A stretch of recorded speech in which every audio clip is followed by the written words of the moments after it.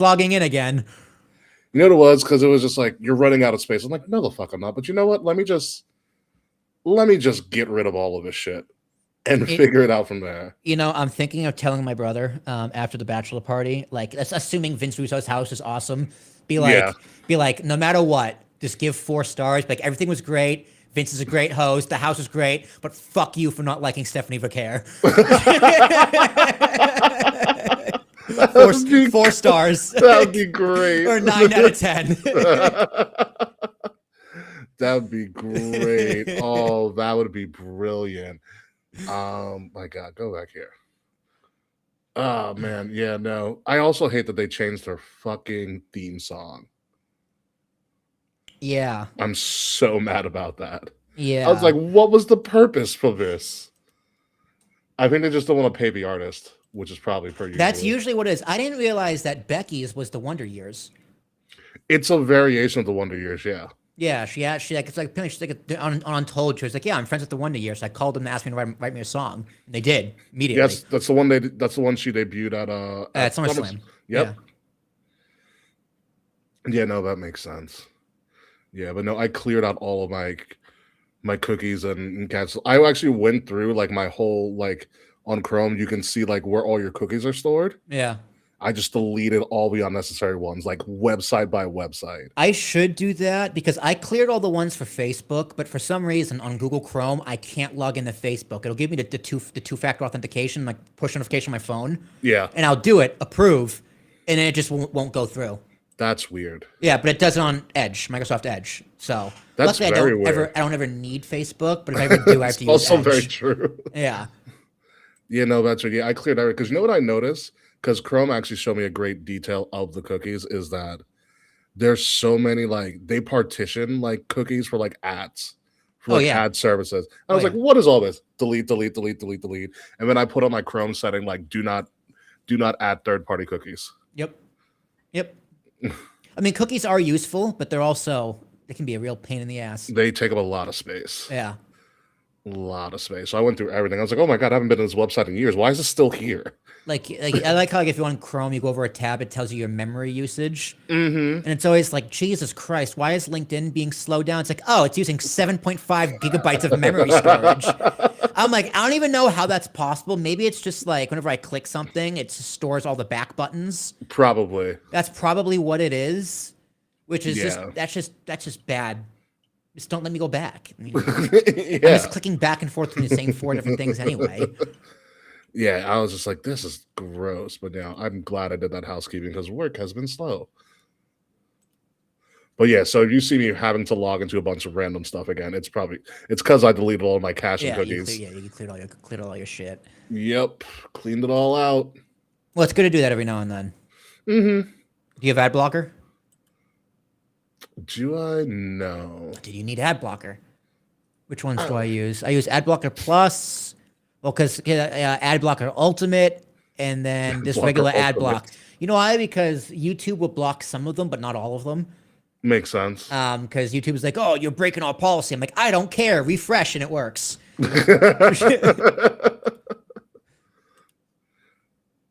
Oh man. Okay. So yeah, Will, sorry about the Super Bowl, by the way. Although you guys deserved it. Yeah, that was.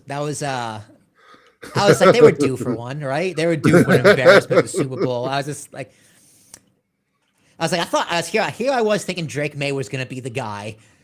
He still might be. He was just unprepared. He was unprepared. He's a kid. He got He's stuck in. 23. Yeah, he got stuck in his head, and his left side of his O line was terrible. But Yeah. I was watching this game. I'm like, everyone I know is gonna hate this game except for Ricky because he loves defense. I love defense, baby. So it was a great game because, even the Pats defense, Yeah, it was a was defensive good. struggle. Yeah. People are like, this game sucks. Look, this game is amazing. I was like, no. Sam Darnold sucks. everyone else is just a matter of circumstance. Sam Darnold did fine as the game manager that we all knew he would be. Yeah. I'm happy for Sam Darnold. I like Sam Darnold. Yeah, it's the closest the Jets will ever get to a Super Bowl. Yep.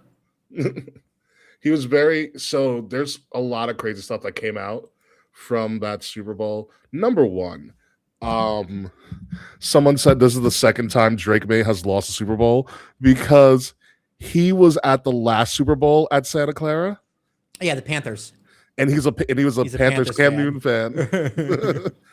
Somebody also said there are a lot of the memes revolved around halftime, not really the game. I thought the halftime show was great. Oh no, I didn't. I'm not saying it was bad stuff. It was great memes about that. Yeah. Like someone said, was it the this is the second year in a row Drake lost the halftime. Drake lost the halftime. Lost the Super Bowl actually. Drake lost the Super Bowl. I thought Kendrick was way better, but I mean, Kendrick had Samuel L. Jackson and then what's her name, Crip walking, Serena Williams, yeah. So, and then all the symbolism. I mean, Kendrick is just with that symbolism, but I'm sure Bad Bunny had a lot of symbolism that probably went over a lot of people's heads. Definitely. But Jazz was like, oh my God, hey, he mentioned Guyana. I'm like, yay.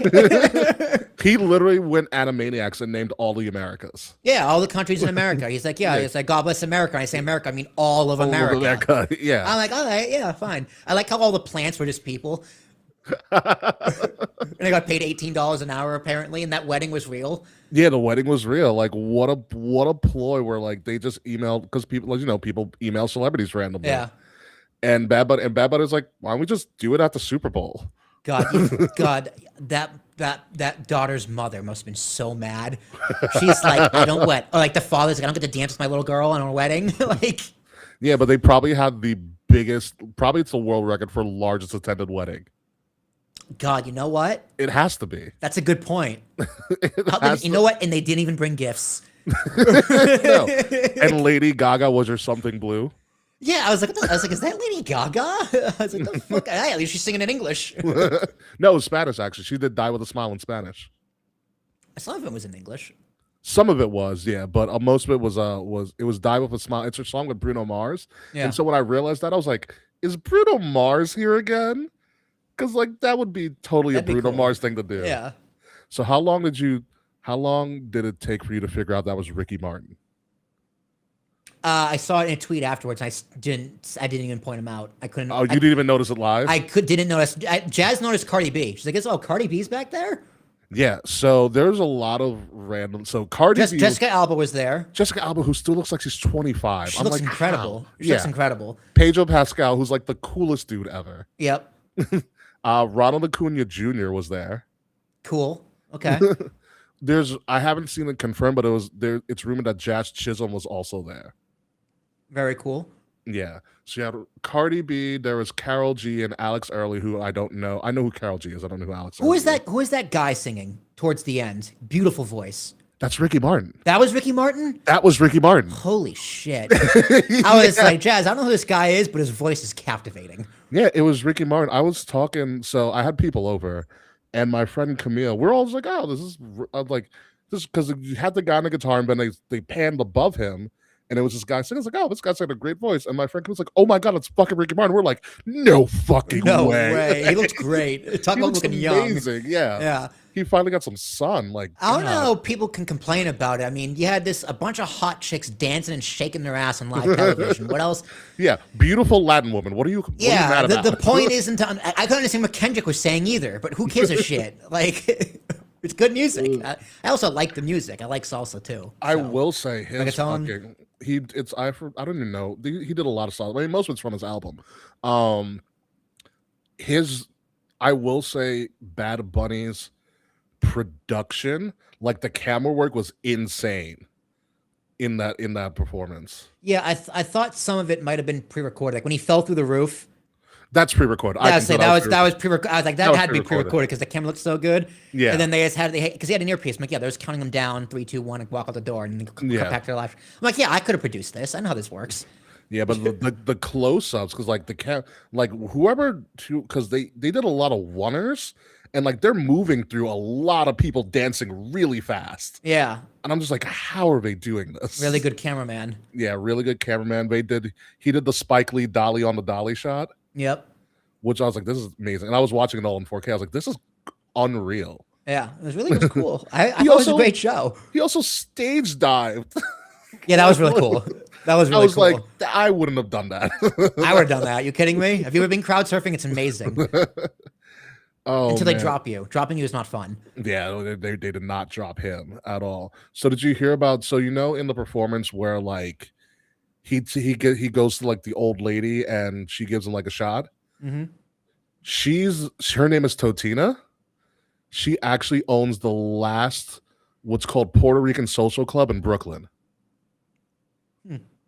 So she's like city famous. Like people know who Totina is.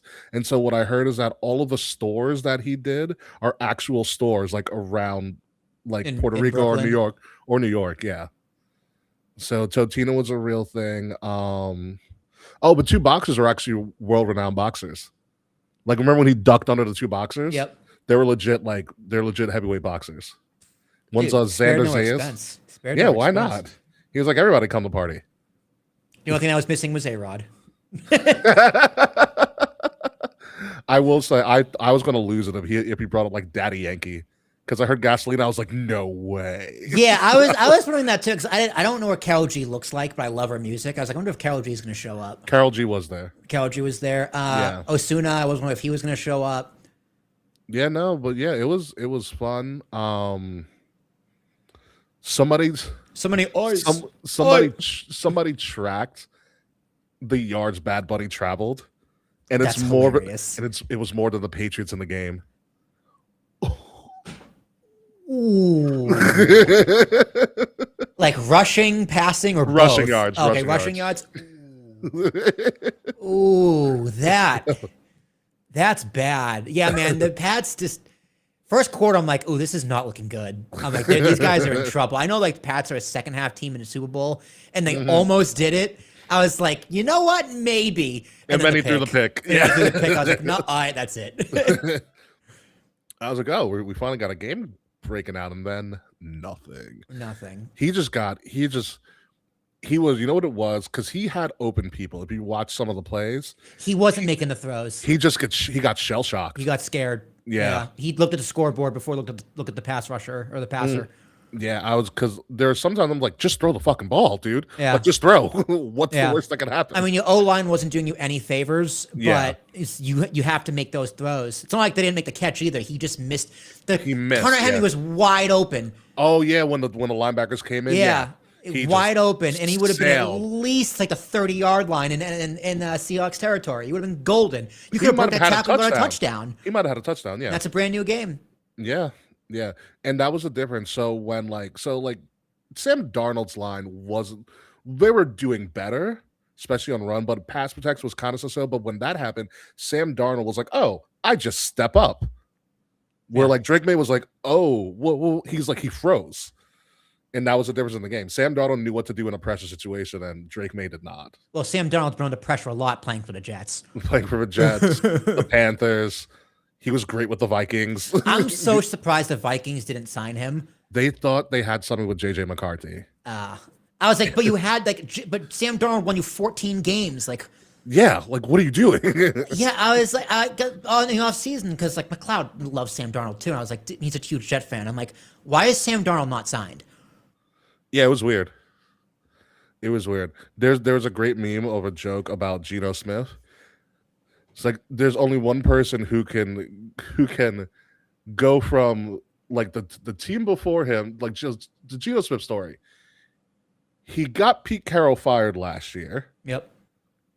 He goes to the Raiders, gets Pete Carroll fired again, this year. and the team he just left won a Super Bowl. Only Geno Smith. Yeah. Although I have hope now, the Seahawks offensive coordinator literally became the head coach of the Raiders yesterday. Yeah. He like I know- won a I know Super people- Bowl. He's like, I'm gone. People were like mad about Tom Brady not like rooting for the Patriots. I'm like, guys, he's supposed to be an impartial journalist. I was like, let the man, and he's owner of the Raiders, so He's part owner, yeah. part of the Raiders. So it's like, give Tom Brady some slack. All right, he's rooting for the Pats on the inside, probably. That's a really well crafted joke to quote. I'm not gonna lie. That's a really Where's really the TP good. USA Carriera stream that subs Ricky with Kid Rock? God, me and Kid Rock would do the worst podcast. Although apparently, like the TP USA halftime show in quotes did really, really well too. So whatever. The Puppy Bowl beat it out in viewership. Well, it's the Puppy Bowl, dude. Of course. And if you see the highlights, Kid Rock was lip syncing and his audio was off, That's hilarious. and he was the headliner. Naturally. Yeah, so it was bad. Speaking of like not even bad, did you see the fight, the little infighting between the Paul brothers? No, I saw Jake Paul had to like apologize for some kind of tweet he made about something. So Jake Paul essentially said that he's Bad Bunny. About Bad Bunny. He called Bad Bunny not a real American, and he was gonna boycott the halftime show. Meanwhile, he's in Milan watching his fiance In the win a gold Olympics. medal in the Olympics. Yeah, and so he had all of this, this crappy rhetoric about Bad Bunny being not a real American. And people are like, "Don't you live in Puerto Rico to avoid paying taxes?" Yeah, don't you like not live in America? And then he's like, guys, I love Bad Bunny. What's so mad about? And then Logan Paul was like, he goes, he retweeted it, goes, I love my brother, but I have to disagree. He's like, I think Bad Bunny's great, and I think it's a great time to celebrate the Puerto Rican culture and whatnot. And I was like, oh wow, TKO got to Logan Paul. A little bit. I mean, Logan Paul also does a lot of charity work and philanthropy I should say throwing money at charity and philanthropy in Puerto Rico. So say what you want about avoiding taxes, but there are people down there who do try and give back to the community. A lot of people who don't, but Logan Paul is one of the ones who at least does. It sounded a little ploy because I think the rumor is that Bad Bunny, I mean, it'd be a smart move. He's coming back at least for Mania season. God, Logan Paul versus Bad Bunny is a match everyone doesn't know they want to see yet. It's literally like the battle for Puerto Rico. Yeah. Yeah, that'd be great. But there's a rumor that Bad Bunny is probably returning to WWE sooner rather than later. And like, why the hell not? You're already on a roll. Yeah, when's his next tour? I think in the spring. Like, you won Album of the Year. You just did the Super Bowl. It's the most viewed Super Bowl of all time. It beat Kendrick by like a hair. Wow. Yeah. Yeah, do WrestleMania next. That'd be my next thing on the schedule. Yeah, well, of course. I mean, Bad Bunny is literally the biggest artist in the world. Yeah, which is why the NFL got him, not for some DEI woke thing. It was a green thing and expanding the audience thing. Yeah, they're trying to go into Latin America. Yeah. So obviously, you get the biggest star in the world in music who happens to be Latin. I also love how everybody was mad, and NFL was like, "Okay, we'll open up the Super Bowl with Green Day." Yeah, I'm glad I skipped that. No, what was great about it? I love Green Day, but I'm like, you guys. They did a good job. You guys play the same 4 songs and you leave. Let me guess. Holiday into Boulevard of Broken Dreams into American Idiot, and they left.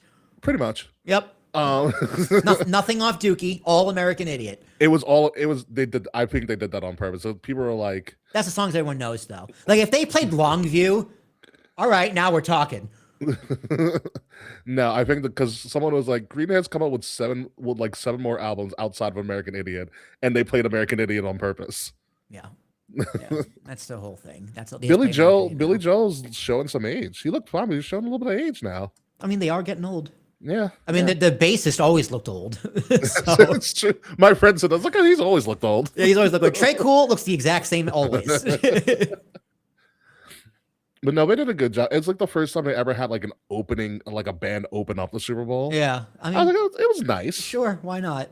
It's whatever. You got time to fill. Yeah, it was literally a time killer. You're paying $2,000 for a ticket, $108 for a burger. Might as well give you some Green Day. Yeah, right. Yeah, it wasn't bad. Yeah, no, it was good. I feel like it'd be nice to have an opening act. Oh my God, there's a great meme of Lady Gaga. You know, the opening act should have been the Pro Bowl. Just a flag football game. Yeah, the flag football Pro Bowl. My God, the Pro Bowl's so bad. So bad. Although the NBA All-Star game is this weekend. It's always my birthday weekend. Mm-hmm. Well, yeah, all right. President's Day weekend. Yeah. President's Day weekend, yep. So there's a meme that's just like, so it's a picture of Lady Gaga, and someone said, "That's my Latina sister, Lady Guadalupe Hernandez Gaguita." And then another one said, There's another one that said that's Stephanie Marisol Esperanza de la Gagalupe. Amazing. It's like, God, I love the internet. Also, by the way, this is our 11-year anniversary show. Are you fucking serious? Yes, it's sometime around this time in February was the first episode released. That's 2015 in my dorm room with Christian. It's it's the 11th year of the show. Oh my gosh, what a time! What a time! So we had that. What else happened to Super Bowl? Did you get sucked into that crypto commercial that did Backstreet's Back, and then it revealed it was Coinbase? A little bit. The commercials were very disappointing. I kind of zoned out during the commercials. The best one are the ones they didn't air. Like, did you see the 50 Cent DoorDash commercial? No. Like, I saw the one I really watched was the Dunkin' one. The Dunkin' one was my favorite one that they aired. Dunkin' one was great. And then the Allstate was not Allstate, State Farm with State Farm with Bon Jovi. Bon Jovi and what was the other guy? Nick Offerman. No, not Nick Offerman. Keegan-Michael Key. No, it was Keegan-Michael Key, and then the guy from Parks and Rec. Yes, I don't know what his name is. Danny something. Danny. Oh, I know. I almost said Danny Tamborelli. Danny McBride. Danny McBride. I was going to say Danny Trejo, but I was like, it's not Danny Trejo. But I was like, I missed. Damn, God, that would have been better. I missed the days where like it was just Budweiser making you laugh or Pringles making you laugh. Now it's just let's get some celebrities and talk about AI or insurance or gambling. Yeah, we had a Clydesdale commercial, which was kind of cool, and then they had the Clydesdale and the Eagle. And the Eagle, yeah. I was like, that was cool. But Dunkin' one was my favorite one that they aired. You have to find the DoorDash one with 50 Cent, because 50 Cent's like, people say I'm a troll, and I don't know what you're talking about. I just like do DoorDash. It goes, let's see what's in this bag. It's like, a bag of puffs. Interesting. Yeah, I see what happened in there. 50 Pie produced, wrote, and directed that himself. And then there was like a bag of cones. He was like, that'll get you like 4 years or 50 months. But who's counting? Ooh, Jesus. I love it. I was like, goodness, 50, relax. It was so he said the 4 years of 50 months, 4 years or 50 months of who's counting. And then they kept rolling. And you watch him just start cracking up. The 50 DoorDash commercial is a savage commercial. But no, there was the crypto one for Coinbase where it looked like an old karaoke machine, and it was literally like Backstreet's back, yeah. And then at the end, it was like Coinbase. And everybody that I was watching was like, "Oh, son of a bitch!" I was like, "Fucking crypto." Yeah, it would be funny because I said this one the other day. I was like, it'd be the commercial would have been funnier if crypto was closer to 100,000 than it was 50,000. Because like, then like if crypto wasn't tanking. Yeah, like, I guess say Backstreet's back. At least have it when the shock's going back up again. Right now, Backstreet's back is going the wrong way. It's taking hard. Yeah, so kind of bad messaging there, Coinbase. I like Coinbase. I've covered their conferences. Yeah, it was crazy. All right, so we got a fun little show. We're gonna talk about some interesting things happening in wrestling. But yeah, a lot of interesting shit. Yeah, is Division cursed? I think creatively they're cursed. Oh. Put it that way.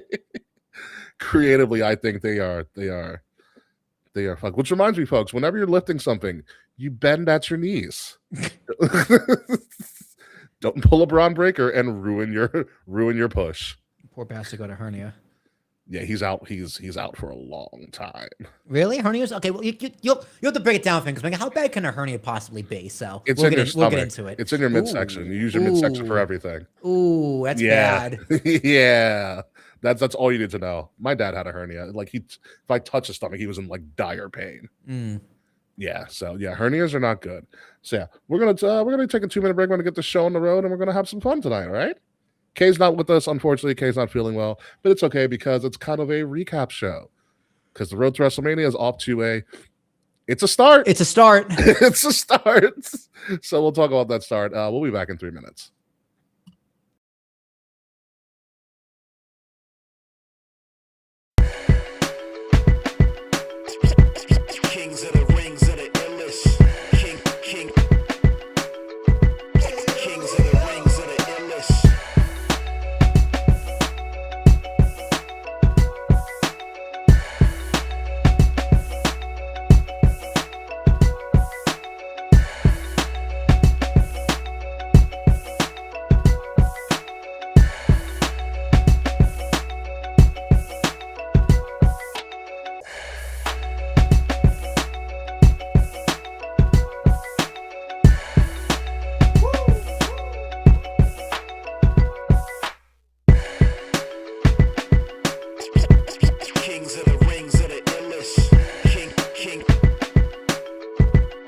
Kings of the rings of the illest.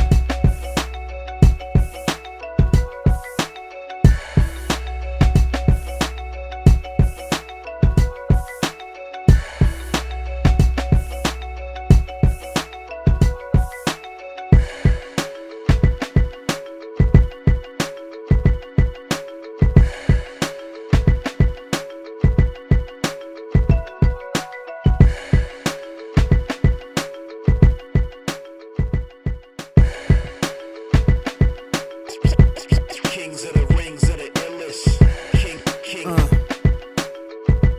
Kings of the rings of the illest. Live from the Wrestle Addict Radio HQ, representing Kings of the Rings to the fullest. King Ricky made the hot tag to Willie T, and out of nowhere like Randy is the Queen Bee.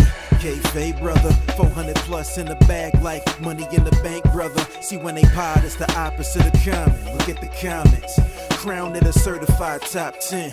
You heard? Kings of the Rings pod. Throw up a too sweet when you see the squad. Like a chop in her, I know you feel it. Kings of the Rings of the illest. Kings of the rings of the illest. Kings of the rings of the illest.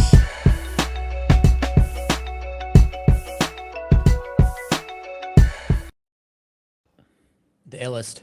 Yeah, yes, indeed. Ladies and gentlemen, welcome to Kings of the Rings podcast, episode number 433. We are breaking down everything coming from a couple weeks ago at this point. The Royal Rumble from maybe a packed house in Saudi Arabia, maybe not. You can't tell from the TV recording. That was God. Yeah. I was so distracted for the entire show. I can't even tell you. Yeah, we'll get into all that. I'm your host, King Ricky Rose. Thank you guys for joining us this week on KGR. If you like what you're listening to or what you're watching right now, because we are currently live right now on Twitch, we are live right now on YouTube, and we are live also on Facebook. Please like, share, and subscribe. Links all of that are in the description or in the QR code, right above me, and also in the description. Yeah, you almost got it. You almost got it there. That Will. way? That way. Yeah. You're in the right direction. I'm like when you're on a Samsung TV where it's like the screensaver and you're trying to get right in the corner.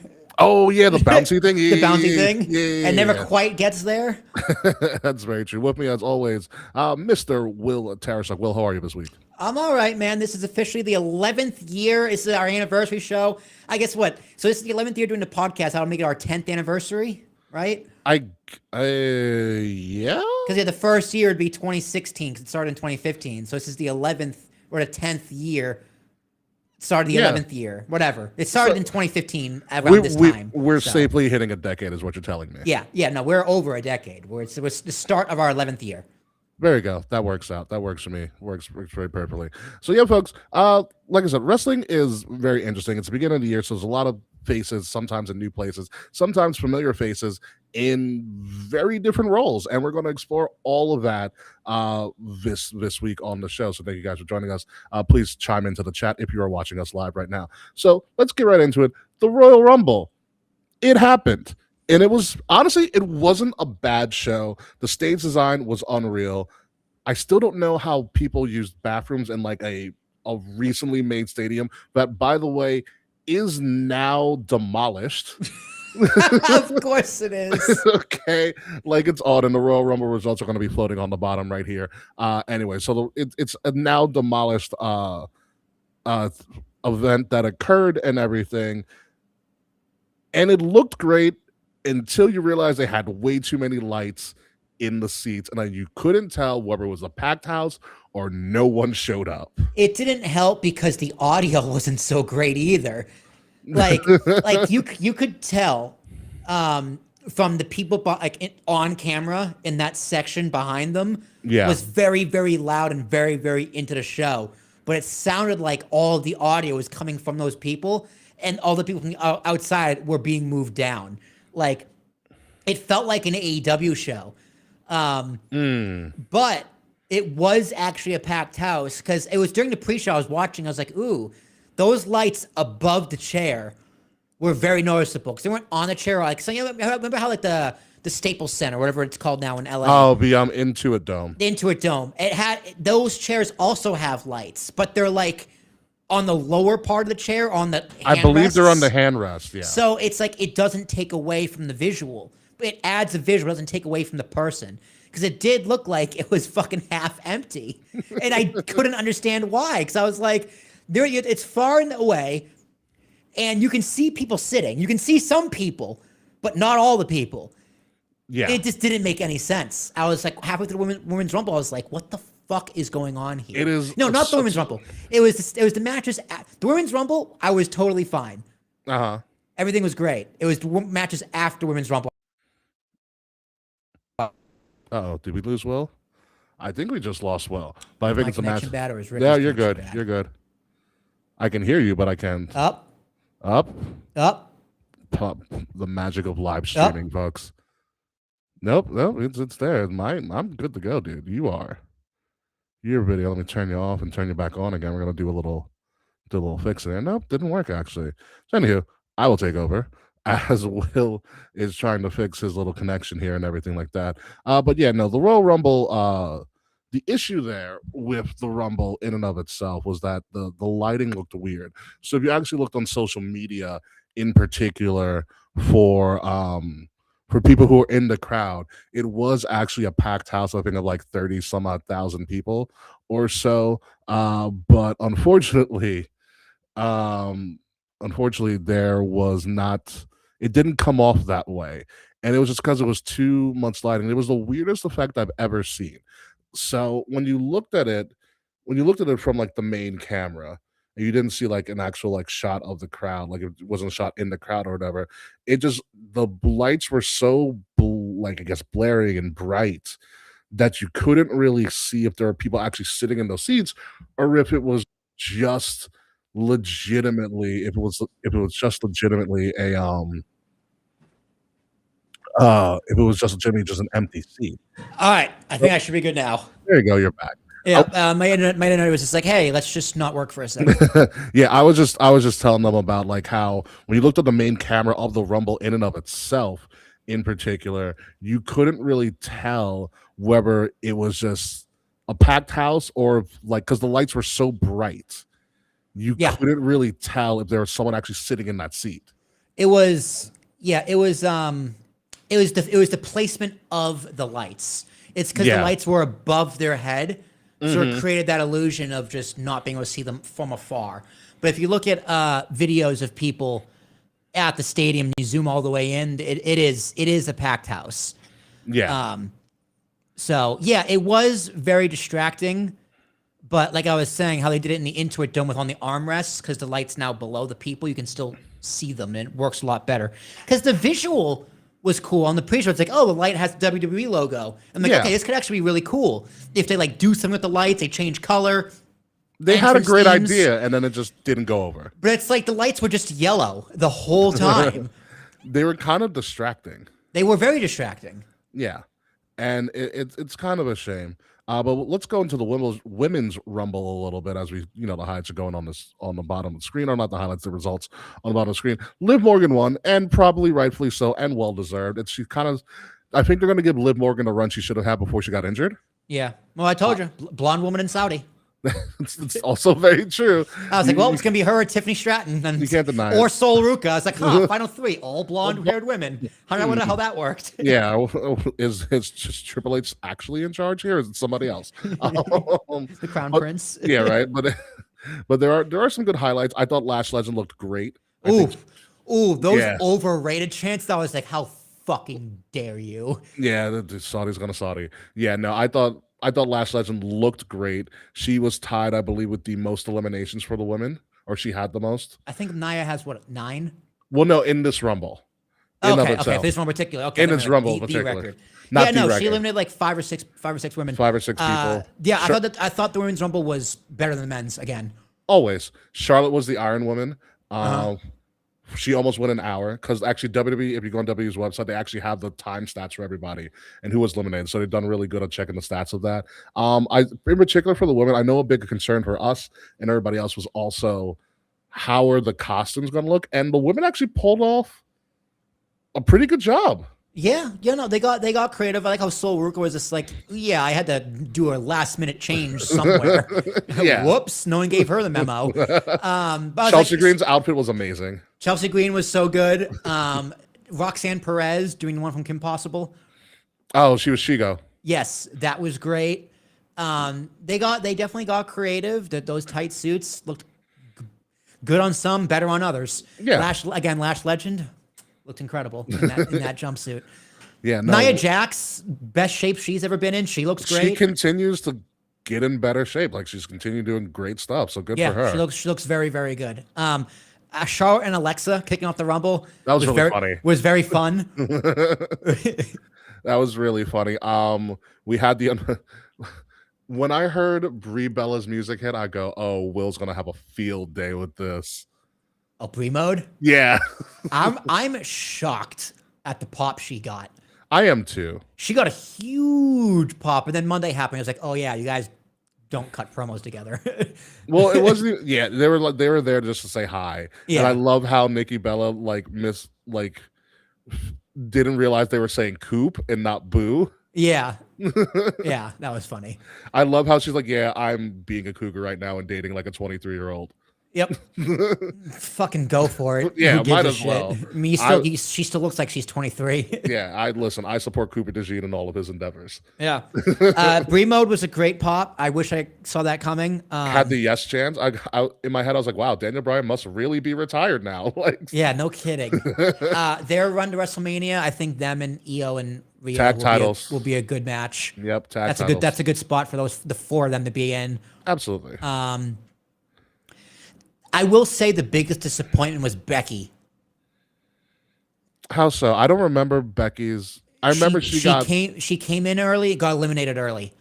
Because I thought they were going to set up the match for AJ Lee, which they did past Monday. And we'll talk about that. Yeah. But I guess she didn't want to fly to Saudi because it's just like, well, they had nothing for her in the Rumble. So she was in early and then out early. I don't even remember who eliminated her, but it was very that was weird. Yeah, that was my only real critique. But other than that, a lot of good surprises, a lot of good Jane moments. finally got a main roster kind of little preview. Yep. I was like, I finally do picked her. something. You did. I was like, finally she gets to do something. Like she's done everything else in NXT. Yeah. Sol Ruga obviously with some ridiculous soul snatchers. Her soul snatchers were fucking unreal. And they see a lot in her. They do. They gave her the Roxy spot from the past 2 years where she made it deep into the Rumble. Yeah, Like Roxanne was what, number 2 last year? Yes, she was number 2. And Soul was number 3 this year. She entered pretty early. I forgot. I mean, finished number 3. You finished number 3, yeah. Yeah. I thought her getting eliminated is like, why are you doing a Soul Snatcher on the apron? But okay. It's got to look good, and it looked good in particular. So, but let's move to the men's Rumble. LOL, aka LOL, Roman wins. You know, because whatever. It was the easiest story to tell. I was very shocked that they opened with Obafemi, and the pop he got. I was like, wow, they know him. Yeah. I was also very surprised that they know him very, very well. They know him very well. They gave him what I thought they were going to do. I thought they were going to do what Brock did in like 2020. Yeah. Where he's like, oh, he's just going to eliminate everybody until someone comes and takes him out. I mean, it's the Austin spot, it's the Brock spot, and they did a good job with him, but after those 5 eliminations, he didn't really do anything. They started loading. I thought he could have looked a little bit more dominant. Yeah. You know, but Brock made him look like a bitch too. Brock was. I think Brock's excited. Like he was smiling like a little schoolgirl. Like he's gonna enjoy this. I mean, he was definitely, and like this stare down was cool. But when it came to get actually physical, like I'm fine with Brock getting Oba off his feet because Oba's been there for a while, and it's Brock fucking Lesnar. Yeah, We gotta let Oba give him a Do receipt. something. Yeah. You got instead he just got eliminated. Yeah. So I think that was a mistake. They're teasing Oba a lot. He showed up on Raw. He showed up on SmackDown. Yep. I love how Kit Wilson is now the new Heath Slater of WWE. Although it is also interesting, Oba next to Brock, you're like, okay, Oba's big, but he's not huge. Yeah, Like he's a big boy. He's a big but boy. But when you're putting him up against like a Drew McIntyre, a Brock, who is that sixth person that came in that he didn't eliminate? I don't remember, but I don't remember. Even that maybe it was LA Knight.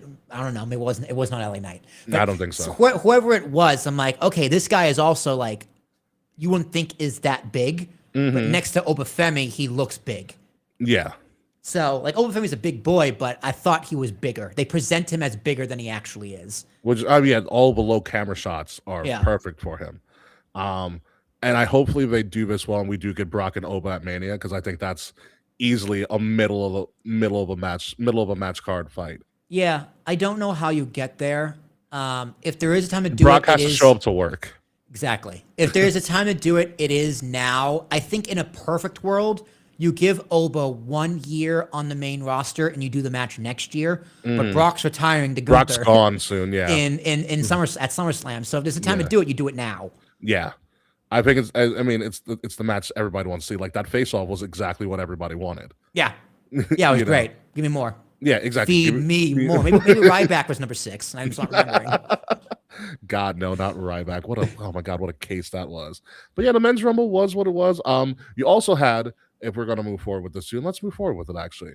One of the big things that I thought WWE did really well was the presentation of Royce Keys, formerly known as Powerhouse Hobbs. They were like, hey, we know that you know who this is. We just changed his name. And I was like, you know what? Perfect. Get it out of the way. Like, get it out of the way. People understand what it is, and now it's done. I don't like the name. Why not? I like him. Yeah. I like him a lot, and he's gonna do very, very well in WWE. But Powerhouse Hobbs is such a wrestling name. It is. It's such a great name. Like, even if it was like Royce Powerhouse Keys or something, right? Just keep that powerhouse there, because that's what he is. He's a powerhouse. And it kind of tells you who he is just in the name. Like there is no reason to change it. There is really no reason, because people know who he is. It's like you don't do him a service by changing it, because he had a pretty decent run in AEW. Enough to where people know where he is, enough to where you even mention it to begin with. Yeah. So I don't understand the reasoning other than we want to own the name, which Tommaso Ciampa is using Tommaso Ciampa in AEW. I think that's also his real name too. No, it's not. I want to say yes. Let me give that a Google, because that's a wild name. I think I've heard with the Royce Keys, as you looked it up, I've heard with the Royce Keys. Okay, so his first name's Tommaso, his last name's Whitney. Oh, okay. Well, okay, so he probably copyrighted a name. I did hear with Royce Keys in particular, it is more so his son's name is Royce, and his mother's maiden name is Keys. So he probably had an input in the name. Well, like if you're gonna change it, give it some meaning. Yeah, I think if they forced him to change his name, he was like, all right, I'm going to give this some meaning, and that's what he did. Fair enough. I mean, it'll probably grow on me depending how they book him, but fair. On the initial input, it's just like unnecessary. Yeah. Go, because like Ricky Starks to Saints. Okay. Yeah. Okay. And he still kept the absolute shtick with him too. Yeah, exactly. Same gimmick. And I think Powerhouse Hobbs gonna do the same gimmick too. But either keep Powerhouse or keep Hobbs. Like Powerhouse Royce Keys. Powerhouse Royce Keys would have worked. Yeah. Yeah. Keep that the Powerhouse. Work. I mean, maybe they still will. You know, who knows? Yeah, who knows? I mean, he hasn't been seen on TV yet. He is technically a free agent along with Obafemi, so it'll be very interesting where they place both of them on TV. They're obviously pushing Oba to the moon at this point. Like, they want to show him off. Yep. To everybody imaginable. I think that's partly because he has to look like a monster when he goes up against Brock. Do you have him win? Does Brock win? So the fact is, we know Brock's retiring at SummerSlam. So you think he's going to lose at SummerSlam. And so the Brock's not going to show up for anything after really WrestleMania until like SummerSlam. Yeah. So that's the big question: who looks dominant? Like, oh, that's hard. Does Brock give the rub to both people? Why not? You know what I mean? Like Brock's Yeah. not going after a title. I mean, There's but nothing then for him but to then, do anymore. I mean, he beat Cena. So he did beat Cena. he beat the fuck out of Cena. I don't see Brock losing, but I think he should. There's I no agree. reason. There's no reason for him to win, especially if he's out the door. Yeah. You know, I don't see him tapping out to Gunther. That's for damn sure. No, I don't see him tapping out. I don't see him passing out either. If it is Brock Gunther, which I'm tired of, like Gunther retiring people. Like I think it's at this point, I feel like we're jumping the shark here. Maybe, but Brock Gunther is a match people want. That's a match I would love to see. Yes. Yeah. I wouldn't mind the Royce Keys. Sorry, I said Royce Keys again. I wouldn't mind. That's his name, Royce Keys. Yes, sorry, I wouldn't mind Oba and Brock going to a no contest. Ooh, okay. I don't know. You don't want to do that at Mania. No. Yeah, no. I think like at Mania you need a finish. You know, that's what I really think you need. You need a finish. So I don't know. Thank you. Brock refuses. Amazing. What did you say to Quan here? He goes, let me spitball fantasy booking for Brock. I know that's not going to happen, but would be interesting. Since Oba's a free agent currently, how about one of his GMs lures him over to our show by bribing him with a match with Brock? Oh, I kind of like that idea with the GM actually being a GM. If you sign with me, I'll get you a match with Brock Lesnar. Yeah. I like that idea. Yeah, go eat it. I like that idea a lot. That's a pretty dope one. But yeah, I'm interested to see what Royce Keys does. I'm interested to see where what they do with him, and you know what happens with him moving forward. And speaking of Gunther and Brock, unfortunately, it seems very legit, but this is the end of AJ Styles' career. AJ Styles lost the match to Gunther, not because AJ Styles was like tired and weary, but AJ Styles, I guess it was time for him to go. He was on Stephanie McMahon's podcast, and it seems, and from the clips I saw, it appears to me that his big motivation is he finally wants to be with, not finally, but he wants to spend more time with his family and his children. Yeah, I mean, his children are probably getting They're getting older. too, Yeah. right? Yeah. So And you can't blame a dude for that. He's been on the road for years. You know, there's countless amounts of things he's probably missed because he was in Japan or trying to save TNA, you know, or was a WWE champion. Like I would have liked one more Raw to cut up, like, you know, the Ric Flair promo after 24, yes, or the you know, it's been done after retirement. I think Shawn Michaels had one too. Have AJ come out, get his flowers, tribute show, give him his flowers, give his speech, the Daniel Bryan, the Edge speech, have the locker room come out, and then Gunther just kick the shit out of him again. I think that would be great. Yeah, instead they kind of I'm fast taking my track gloves it. off, and then I'm not. So it's like, why did you leave the door open for something? Like from what he's talking to me, it seems pretty definitive from all the backstage footage. Yeah. It seems really definitive that this is it. It was just, I think for me, it was kind of just a weird way to go. Like the match was fantastic. The match was incredible. Mm-hmm. Match was really good. Like AJ was actually moving so quickly still that like if you notice when they're running the ropes, he trips up Gunther. Gunther couldn't keep up with him. Come on, General, Mr. General, sir. Yeah. So it was good. But hey, man, this guy has one of the greatest careers in the history of professional wrestling. I believe he is the only person in the history of wrestling to hold the WWE, New Japan, TNA championship. Did he hold ROH? I don't know if he held the ROH title. I can't tell you. But he has these wild accomplishments. Obviously, his fantastic match on Saturday Night's Main Event with Nakamura. Shinsuke. Dude, this guy wrestled in WCW.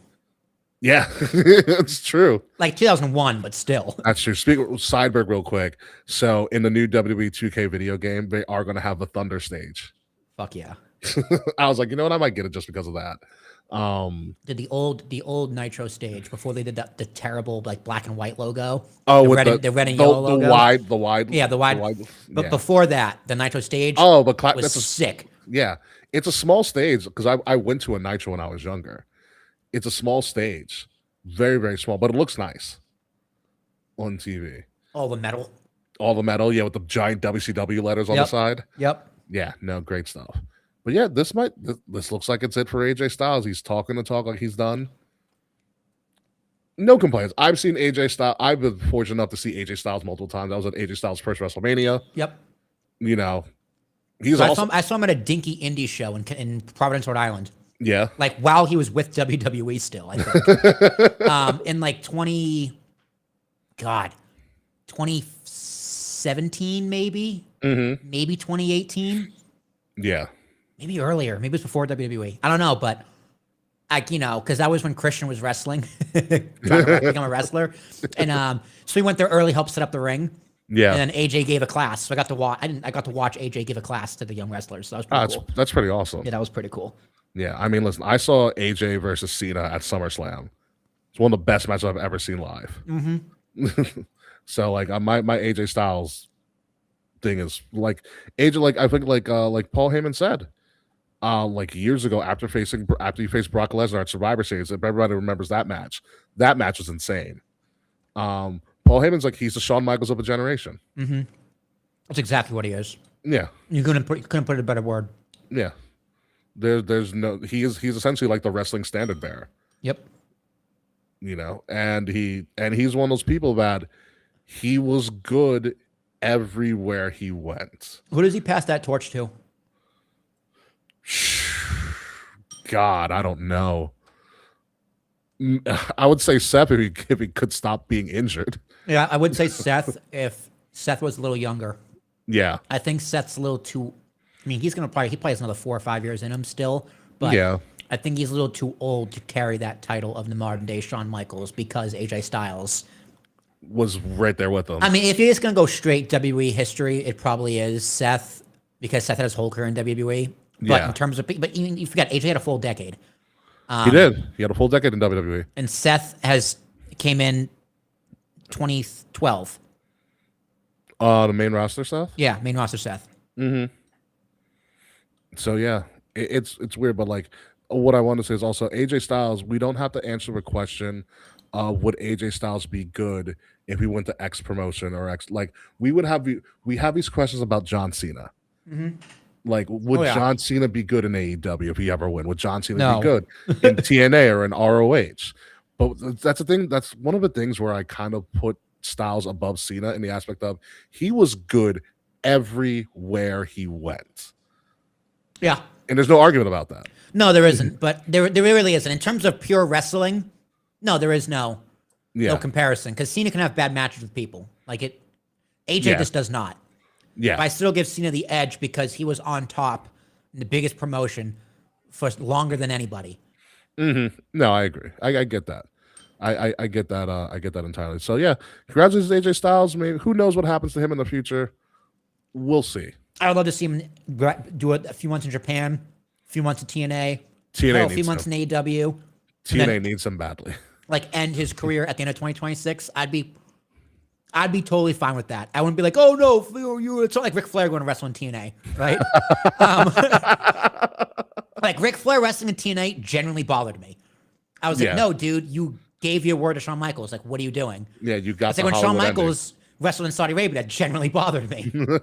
AJ going to wrestle in somewhere else doesn't bother me at all. Yeah. I mean, he still has things he can wrap up. Like honestly, if AJ went to TNA, that'd be the best thing for TNA. Because, like I said, TNA needs it. TNA needs it badly. And it would be a cool little nostalgia run. And TNA sales will go through the roof. Like if Slammiversary returns and it's an AJ Styles in a TNA match, we'll go. We're going, yeah. And I think they are going to bring Slammiversary back to UBS, which I hope they do. But who knows? But yeah, before we wrap up some stuff, let's give you guys a little bit of the results for the predictions so far. So solely in first place, Willie T with 7 points. Let's go. and myself and Kay are tied at 5. Our percentages are a little bit low because all of our bonus things count as a singular point. So technically, even though there were 4 matches, We're we all had failing. yeah we had the guess for 16 points, and it was hard to predict stuff this time around. I did pretty good with my women's Royal Rumble predictions, like the Yeah, you guests. did. Yes, you did. And then we both got Mr. Garner. Men's Rumble. I'm surprised so many AAA talent. Do you count the like, Grande Americanos? Yeah, not only those, but it was them. That was hilarious. I love what they're doing at the original Grande Americano. But I'm like, man, Finn Balor couldn't get in over like Mil Mascares, whatever it was. Oh, not Mil. I know he's Psychosis. Psychosis. Yeah, I was like, you couldn't Psychosis give number like 7. Yeah, you couldn't give Finn a spot. I was like, Mr. Iguana, okay, cool. But I was like, I think you had 1 or 2 many AAA stars there. But hey, that's part of the deal. Because Saudi Arabia crowd didn't know who any of them were. Outside of maybe Mr. Guan. Mr. Guan is the man. Yeah, Mr. Iguana is the man. But let's move on. So now that Roman has won the Rumble, they went pretty quickly into the fact that Roman's choosing CM Punk. What a promo. And ladies and gentlemen, this is the match that WrestleMania is going to be built around. There's no ifs, ands, or buts about it. This is the match. No. Well, we gotta wait till Finn Balor loses the Elimination Chamber first. Oh, my fault. It was La Parka. My apologies, Psychosis. That's what it was. La Parka. Yes, Chairman thank you. of the board. Thank the you. 7th La Parka. My apologies. But yeah, this match sold. Yeah, absolutely sold on this. What I love about this in particular with Roman, with the promo, was that anytime Roman gets really upset, he kind of reverts to being like just a little child. He's like, I'm not taking this match because you're the biggest star on the best show. I'm taking this match because I hate you. I hate you. So I hate his fake laugh. I'll follow in your footsteps. I learned what not to do. It's like, all right, Joe. I like how they called him Phil. Like, the promo was great, but Roman's fake laugh, and yeah, to your point, he acts like a child. I was like, all right. I don't know. Because I did see something. They both chose not to do the cinematic promos. They want to do old school in the ring. I liked old school in the ring for this one in particular better. I didn't mind cinematic for Cody and Roman, but for this one, old school. I like it. I like it. There's a lot of good parallels to this. It's also I find it very, very, very interesting that for the first time in a while, since maybe WrestleMania 24, the marquee match that WrestleMania is built off of is the world title and not the WWE title. Not the WWE title, because whenever the world title was the marquee match for 24 when it was Edge versus Taker, and rightfully so. Great fucking match. Yeah, because the triple threat between Orton, Cena, and Trips. Yeah. Not a great match. No, not fun at all. I replayed that match on a showcase mode once. It's not great. It's not great at all. But there's so many parallels, like what CM Punk said. I brought you into the main roster as a member of the Shield. Like, you learned from me. Punk being like, I'm still the best in the world. Like, you're still, riding my coattails. And I was gone for like 10 years. And Roman's very, very kind of biased. Like, oh, we shook hands at Survivor Series event. You made fun of me by holding the belt up behind my back. And I'm like, yeah, I don't think that was on purpose. You might be taking this a little bit too seriously, Roman. Yeah. But I do like them kind of really pushing the boundaries because they're on Netflix and they finally said shit. It's like, okay, we're getting somewhere with this. Yeah, Punk said it on Monday too. He did. That was towards Balor. I mean, Punk also took over the WWE 2K social media page during Raw, which I thought was really kind of cool. Also, I love Punk's new jacket, the bomber that he wore on Monday. I was like, ooh, that's nice. That's nice. Listen, if Roman's staying around, what's all intents and purposes, he has more of a full-time schedule. This war of words, this back and forth is going to continue. It's gonna be good. And it's gonna make great TV. Yeah, no, these guys, there's a lot of meat on this bone, a lot of roads they can take, and the promos that are gonna be cut are gonna be great. Because Roman knows how to dig into somebody. Yeah, once you return as a tribal chief and gain that competence again and realize I can say whatever I want, Yeah. I'm going to do it. And I think Punk is the perfect foil to Roman. Although when he was like, they asked me if you could come back. I'm like, no, they didn't. No, we didn't. No, they didn't. They gave you a heads up, but they didn't ask your permission. Yeah, I think Punk's the perfect foil to Roman because Punk can dig just as deep. And they went for it this time around. Like he mentioned the podcast with Cole Cabana. Like he did. They went. I wonder where else going to go. Obviously, Paul Heyman's going to be involved in some way, shape, or form. Yep, probably. Probably. Well, now the Vision's all injured. That's also true. That's also very true. The Vision is just, oh God, what a wreck. But I have a Vision segment going up, and we will talk about them in a little bit. But yeah, Roman and Punk set for Mania, the marquee match. Great match for Vegas. Classic. Yes. Yeah. Classic night 2 heavyweight battle. It fits the branding too. The black and white street, like Aerosmith, like back in the saddle. It just it very much fits. It feels right. Yeah, it's a big fight feel. Yeah. The match that probably was also a little bit built, but not really just yet, because you do have a stopgap at Elimination Chamber for this. Becky Lynch and AJ Lee in a very cartoony Bugs Bunny way to get a match for Elimination Chamber. Yeah. Which I kind of dig.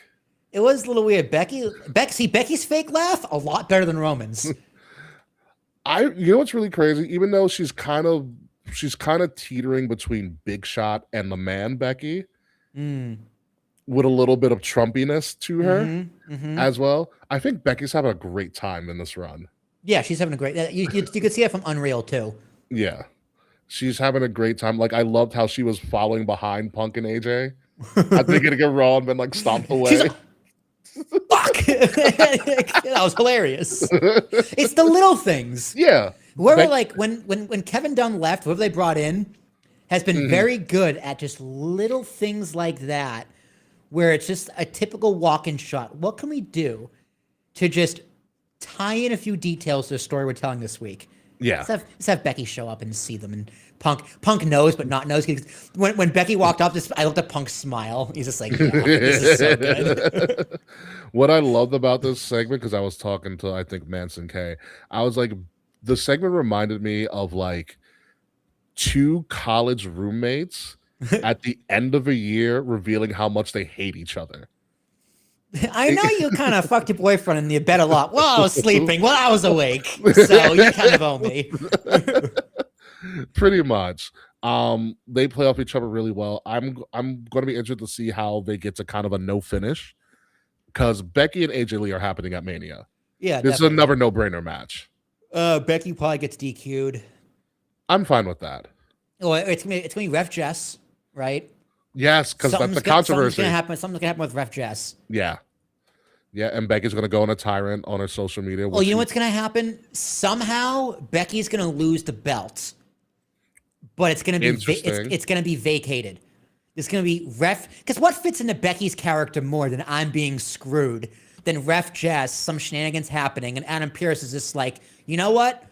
Fuck it. Neither you're the champion. You're doing a ladder match at Mania. That would be really fun. Right? And just make it for the vacant belt. Yeah. I think that's how you do it. So how you get the same match twice. Mm-hmm. Because, well, take the belt off her, but don't take it off her. Yeah. I like that idea a lot, actually. I really, really do like that's pretty freaking awesome. But yeah, no, I'm excited for this. I'm excited that AJ's coming back for this run, because I think it's embedded into her contract that she can take time off. She's got like a good little cushiony deal. Yeah. And good for her. She probably also needed the time off to, get back into ring shape and train a little more. She did well in WrestlePalooza. War Games, she kind of just sold a lot, so she practiced her selling. Yeah, and that's all you need. That's all you need sometimes. So Becky Lynch, AJ Lee is set. That's one of the other big matches set up for Mania. Obviously, as we're not really going to talk about it, but Liv Morgan has not chosen yet. It's Stephanie. There's no way in hell she's going up against Jade. Yeah, right. Yeah. She's gonna go up against Jade Cargill. Yup, that's what she's gonna choose, definitely. Yeah, no, that's definitely not happening. I saw the SmackDown segment. I was like, Liv, stop. Jade would kill you. Yeah, Like, get out of the to way. be fair, Stephanie would also kill you. I mean, after she said the curse words that she did on Raw, I was like, "Ooh, that's a bad move." Her and Dom going in Spanish at each other. I was like, I have no idea what you're saying, but Bad Bunny was entertaining, so this is also entertaining. I was able to understand what Stephanie said a little bit. So, but Dom did play it up a little. Like Stephanie didn't say anything too bad. Yeah. But I love how Dom was Tom's like, like, I don't I don't want want to. to. I don't think I should tell you, but like, I'll tell her all for you. Let me handle this. Excuse me, men are talking. Yeah, no, it was a good little segment. But yeah, I'm going out on a limb here, a pretty safe limb. It's Liv and Stephanie. Yeah, agreed. And that's what it should be. With a little bit of Raquel mixed in. Raquel's doing good work, but I don't know how she fits in yet. I don't either, but it's. I liked the street fight. I liked the street fight from a couple weeks ago. Yeah, that was good. That was very good. I think Raquel could. She could turn. I'm saying it's either someone's turning on Raquel. It's someone's turning. Raquel Someone's or turning. Liv. Yeah. It's a matter of who does it first and where does Roxy go. That's true. Roxy and Liv, I think, is the better matchup as a duo. Yeah. Roxy, Liv, and Dom's just like, I'm just gonna fuck both of you.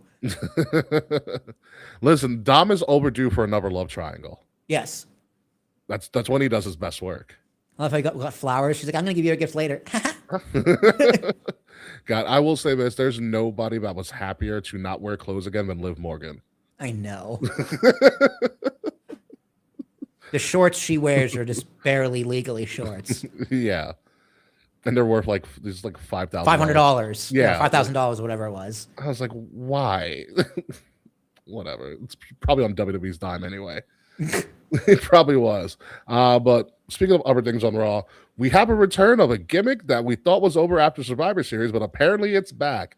The Masked Man returned not only at the Royal Rumble to take out Braun Breaker, but now that Masked Man has returned on multiple Raws. And I'm losing faith in who the hell this person is. I thought it was Finn Balor. It's clearly not Finn. There was rumors it was Logan Paul. Logan Paul is clearly in Italy. Not Logan Paul, Jake Paul. Clearly in Italy. Thank God I don't need Jake Paul. Jake Paul's bigger than this. I think Jake Paul's like thicker. It could be two people. I don't know who it is. I have no idea. I thought it was Austin Theory again, but he's getting stomped out right there. He's getting stomped. So that's what I mean. It could be two people. It's not Yeah. Logan Paul because Logan Paul chased after him. So it could still be two people. Yeah. Like it could be. I have no idea. I don't think it's Seth. No. Shoulder surgery that fast. But he's not really using his shoulders. He's using his legs. So. But still, like how long does it take to get full range of motion and full strength in your shoulder after a surgery like that? That takes a while.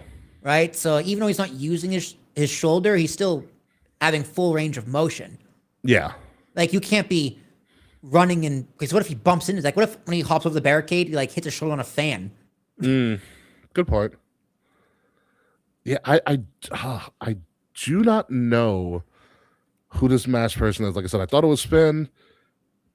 Too tall. I'm almost resulting. Maybe I don't know because I thought it was Montez. Some people thought it may have been Montez, but it's clearly a white guy. Because they've shown his bare skin before.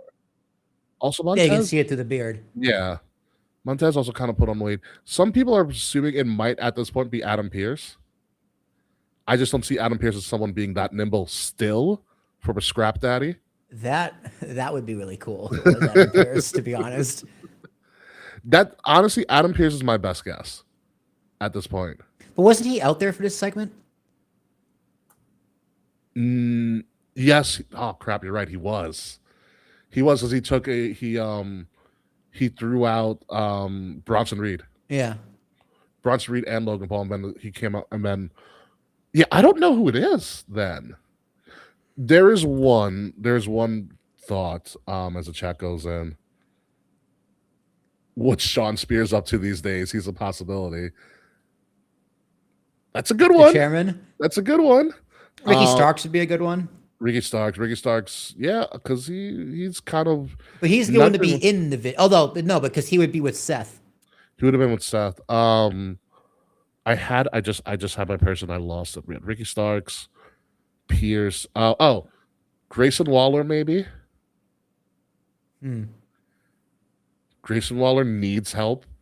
He needs something. But you know, if the mask came off and it was Grayson Waller, people would have less reaction than they would to Theory. And also, when's the last time Grayson Waller was on TV? Is he still pounding around the New Day? The New Day haven't really been on TV either. So This guy's got a full beard, and Grayson Waller doesn't strike me as someone who can grow a full beard. Grayson Waller does have a beard. It's not full. Like a goatee. Yeah. And I will say this, WWE did do a good job, more so this week, of like hiding anything that can show who he is. Yeah. Like the outfit is a little bit more concealed this time. Like when R-Truth came back and Cena, you can see his black heels. His black ankles. Yeah, this one's a mystery. I'm just tired of seeing the masked man gimmick for the Vision. I was like, wow, Triple H, I guess creative is struggling after all. Well, I mean, dude, their two top guys got hurt in that order. That's true. And you know, we're not going to see Braun Breaker for a while because he has a hernia. You know how he got the hernia? I heard it was just working out. I heard it was lifting. I heard it was when he threw over the announce table. Oh God. It could happen. That's Yeah, a very viable option. Yeah. Which Like sucks. what? Explain a hernia. What is a hernia? I'll explain. I looked this up actually before we started the show, so I can explain it to you in particular. So, a hernia occurs when internal organs or tissues push through a weak spot in the muscle or tissue wall, commonly in the abdomen or groin. Symptoms include a visible bulge, aching or pain that worsens with strain or coughing. Causes stem from muscle weakness and pressure, aka lifting, chronic coughing, obesity. Treatment typically requires surgery as they rarely heal on their own. So essentially, he screwed up his abdomen or his groin. It's probably in his abdomen, actually. That's why if you ever see like big power lifters, when they do squats, they wear like a belt around their stomach. Yeah. That's to It's for prevent that a hernia. reason. Yep. Prevent hernias. Mm-hmm. Yeah, it sounds like a bitch. Oh yeah, because remember, you can't go anywhere without your midsection. Right. You know. So anything you do, your midsection has to go with you. Hey, what do you think his diet's like right now? Liquid IV. Liquid, yeah, lots of liquids. Lots of liquids. That's actually a good point, Charles. The Vision has a higher black mask and hoodie budget than the Bloodline ever did. Yeah, because Solo took it off immediately. That's very, very true. Yeah. So I'm wondering how big this mystery person's going to like, how long this is going to last. Because I don't know where this is going. Until Road Dogg thinks of something. That means it's going to be going for a while. for a very, very long while. But moving on to the next thing on here, we have what the hell's going on with the WWE World Title? So are we really going to get Cody versus Drew? I actually don't think there's going to be a straight up one-on-one match. Here's my prediction. This should be a triple threat. You have Cody, Drew, and Jacob Fatu. Probably. That's what I think. This is kind of in a creative limbo at the moment because obviously Roman picked CM Punk, rightfully so. And so you have no idea what the hell's going to happen. Elimination Chamber is coming up, so we don't know what's going to happen there either. But I feel like this is leading to a triple threat in some way, shape, or form because you have Cody, also known as Radio Raheem Rhodes, and Jacob both attacking Drew McIntyre like on every SmackDown. Yeah. Which I enjoy. I just don't know where this is going. Elimination Chamber. I guess. So that means Cody, well, because Cody and Fatu are both in the qualifier on Friday. Yeah. So whoever wins that match probably wins the chamber. I mean, Cody Drew, I think, can Cody Drew headline night one? Because I don't think Liv and Stephanie, or Jade and whoever can headline night one. So this match needs to headline night one. Cody can headline, but can Cody and Drew headline. I think Cody, Drew, and Fatu can headline. But you had a triple threat last year for night one. True. Yeah, it's. I don't know. I mean, listen, they're trying on SmackDown. They're creating a little bit of chaos. Like, it's fun. Yeah. You know, Cody going off the cuff, calling himself Raheem, which I thought was the funniest thing in the world. That was pretty funny. Yeah, I was like, oh, he's listening to us. I think, or one of his interns is. I think I think this WrestleMania is shaping up to be a very, very, very good one-night show, and that's stretched into 2 nights. Yeah, they're missing some of their key players, but it's also the build is becoming. It's early still. We got to give them the benefit of the doubt because we still have until April. Yeah. But it's not off to like a impactful start. But I will say this: the matches that need to be made to pique your interest right now have already been set. Yeah, you got 3 matches right now, and they're pretty big. Yeah, You got Roman huge. Punk, Becky, AJ, huge, and then assuming the tag titles. Yeah, Rio, Tag titles. Yeah, women's tag and the Bella Twins. Oh, sorry, and then Stephanie and Liv. So that's Stephanie 4. and Liv. Even though Liv's like, I'm going to take my time. Who aren't you? Stop it. You're picking. Yeah, no, you got. You're picking 4. Stephanie. You got 4 matches right now. Yeah, like I said, it's a good start, but we'll see what happens. It's just the WWE title scene, like we said, for the first time probably in almost 18 years, is not going to be highlighted the marquee match. It's gonna be essentially an undercard, unless it main events night 1. Yeah, because Roman's been going after that for this is his 11th main event. He's going after the WWE / Universal for the past 11 years. Yeah. And so this will be and remember that the World Heavyweight Championship was also retired for a while until Correct. Seth was like, I need a belt. Yeah, the shut up Seth Rollins. He has a world title belt. Yeah, exactly. So very interesting. Roman wins that belt, by the way.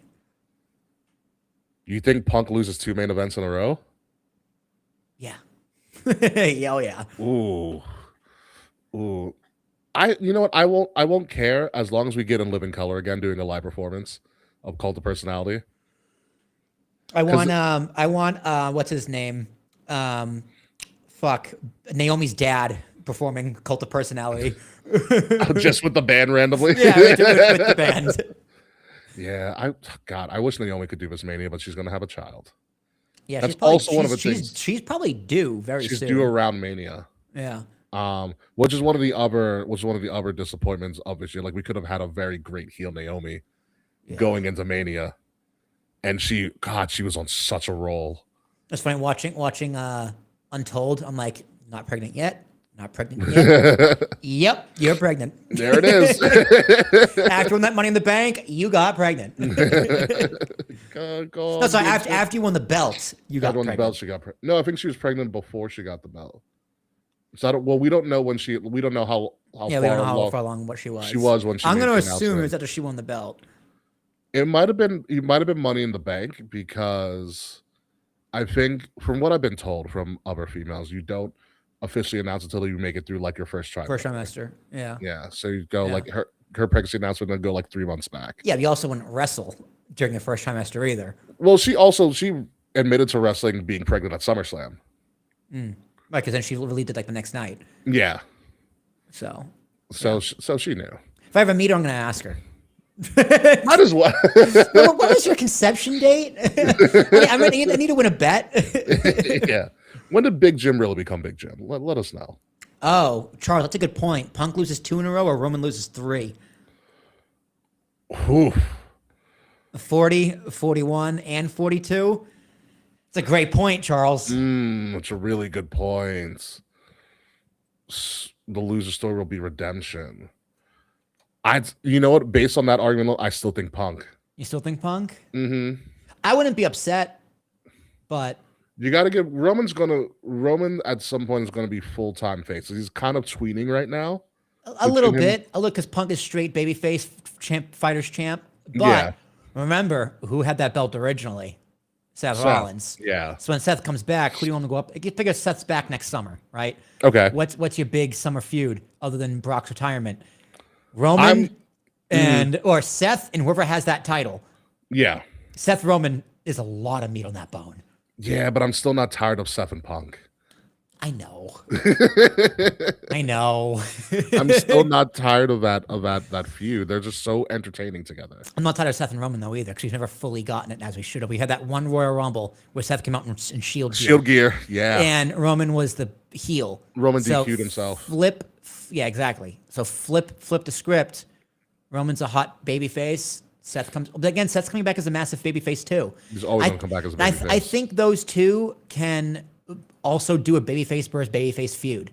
It's not They could. ideal, but they can do it. Because it wouldn't be babyface versus babyface because of all the history they have. Exactly. It'll It's top just be guy like- versus top guy. It'll be like, whose side do you choose? Do you choose Seth or do you choose Roman? Yeah. Yeah. You know, so that makes all the sense in the world. I do like losers redemption. Okay, that's cool. I like that a lot. One of the other things that was very interesting that WWE finally pulled the trigger on and let her do this on WWE TV is AKA the low-key legend Natty character gimmick that she has been workshopping on Josh Barnett's Bloodsport and pretty much using everywhere else except for WWE TV. And they finally debuted at the Rumble. She finally had her first match in the gimmick on Raw last night that went to a no contest because she beat the living shit out of Maxine. Yeah, it worked. You know, and all I can say is finally they're letting her do something that's not like I'm a big rep for WWE and I gotta be happy go lucky. I can be a mean hard ass bitch. Like her announcement was it wasn't even from Calgary, Alberta, Canada. It was representing the Heart Dungeon. The Heart Dungeon. Yeah. I was like, okay, we've got something here. Like Yep. this is gonna be a fun time. Give it one last run. Why not? Give it a run that we wanted her to be. Like everybody knows, everybody in wrestling knows like Natty can go. And she's You're never been the portrayed biggest like this. Natty fan I know. Well, because she can go. Like they always said she's the only woman to ever survive the Heart Dungeon, but they never really played into that gimmick. Yeah. Show her what she can actually do. And have her be a terror. I do have a very, very big inkling that we are getting a very Teddy Long tag match player, but with Becky and Natty versus like AJ Lee and Maxine at some point. Yeah, probably. Setting it up. But yeah, no, let Natty be a mean, vicious person and let her dominate. And I think Natty being that dominant person around the IC title scene is a perfect spot for her. Yeah. Let her work and essentially, as they call it in business, stretch out a lot of these younger performers. Yeah. Do you See think what her and they can do. Maxine get a one-on-one at Mania? I love Or Maxine. are they part of like a multi-person ladder match? I like multi-person ladder match more so Multiple than ladder match? anything. Yeah. More so because like as much as I like Maxine and she plays a babyface really well. Well, there's nothing to hang up on the ladder because all the titles are accounted for. Yeah. But I don't think I wouldn't want to see Maxine and I mean it leads to Maxine and Natty in like a marquee match somewhere down the road. Yeah, But I don't know if if Mania is it's the a Mania spot. match. Yeah. I think Maxine needs in my opinion, I think Maxine needs another year Yeah, I agree. before we give her something a little bit more like tangible. Yeah, I- 2025 was a put on the map. 2026 is a breakout. Yeah, you're breaking out. Because Becky did a very good job with her. She did. And she also put the work in. Natty will help. Mm-hmm. And I think that this is a good TV feud. It might be better Yeah. off on SmackDown, though, because SmackDown's 3 hours and they have TV to kill. SmackDown needs help with the women's division. Yes. Whereas Raw is still 2 hour, 2 and change. 2 would change depending on their mood, Yeah. you know. But I'm very excited just to see a vicious version of Natty. It's like her character will be better than compared to when John Cena turned heel. Yeah, agreed. Yeah, it's because I think Natty, like I said, Natty workshopped this. It's been working. It got a lot of rave reviews. She did it in AAA. She did that Triple Mania. Cool. So it's going to work. And like, just it's the devoid of all colors. It's straight black and white. Like thematically, it works really well. Yeah. For her. So go Natty. Go Natty. Yeah, go Natty. Moving on to AEW, Tommaso Ciampa.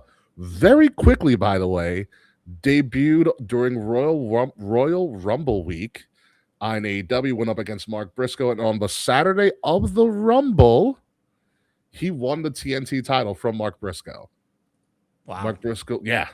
Mark Briscoe did an open challenge for the TNT title. Does that sound familiar? Ciampa answered the challenge on Dynamite. He ended up fighting him at Collision and beating Mark Briscoe for a TNT title.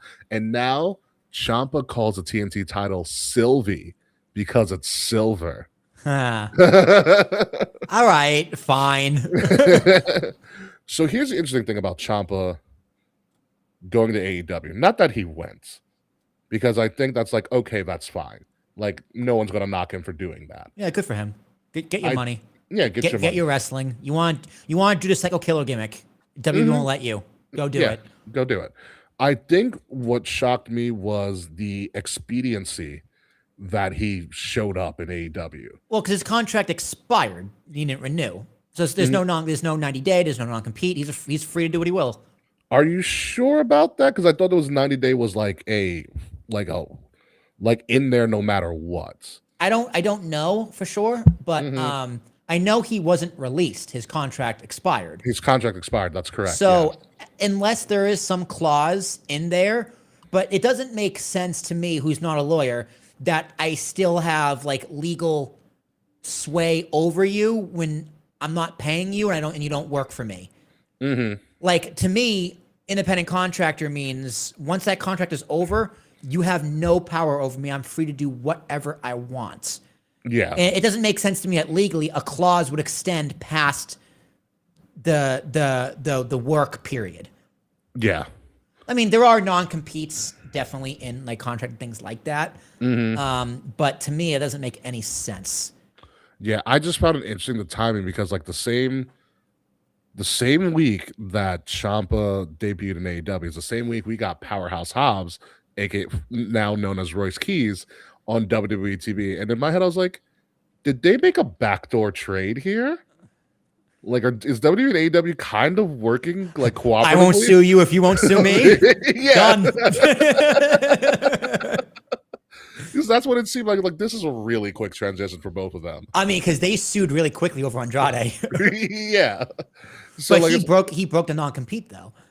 Yes, he did. So, and now he's back on TV. So, Yeah.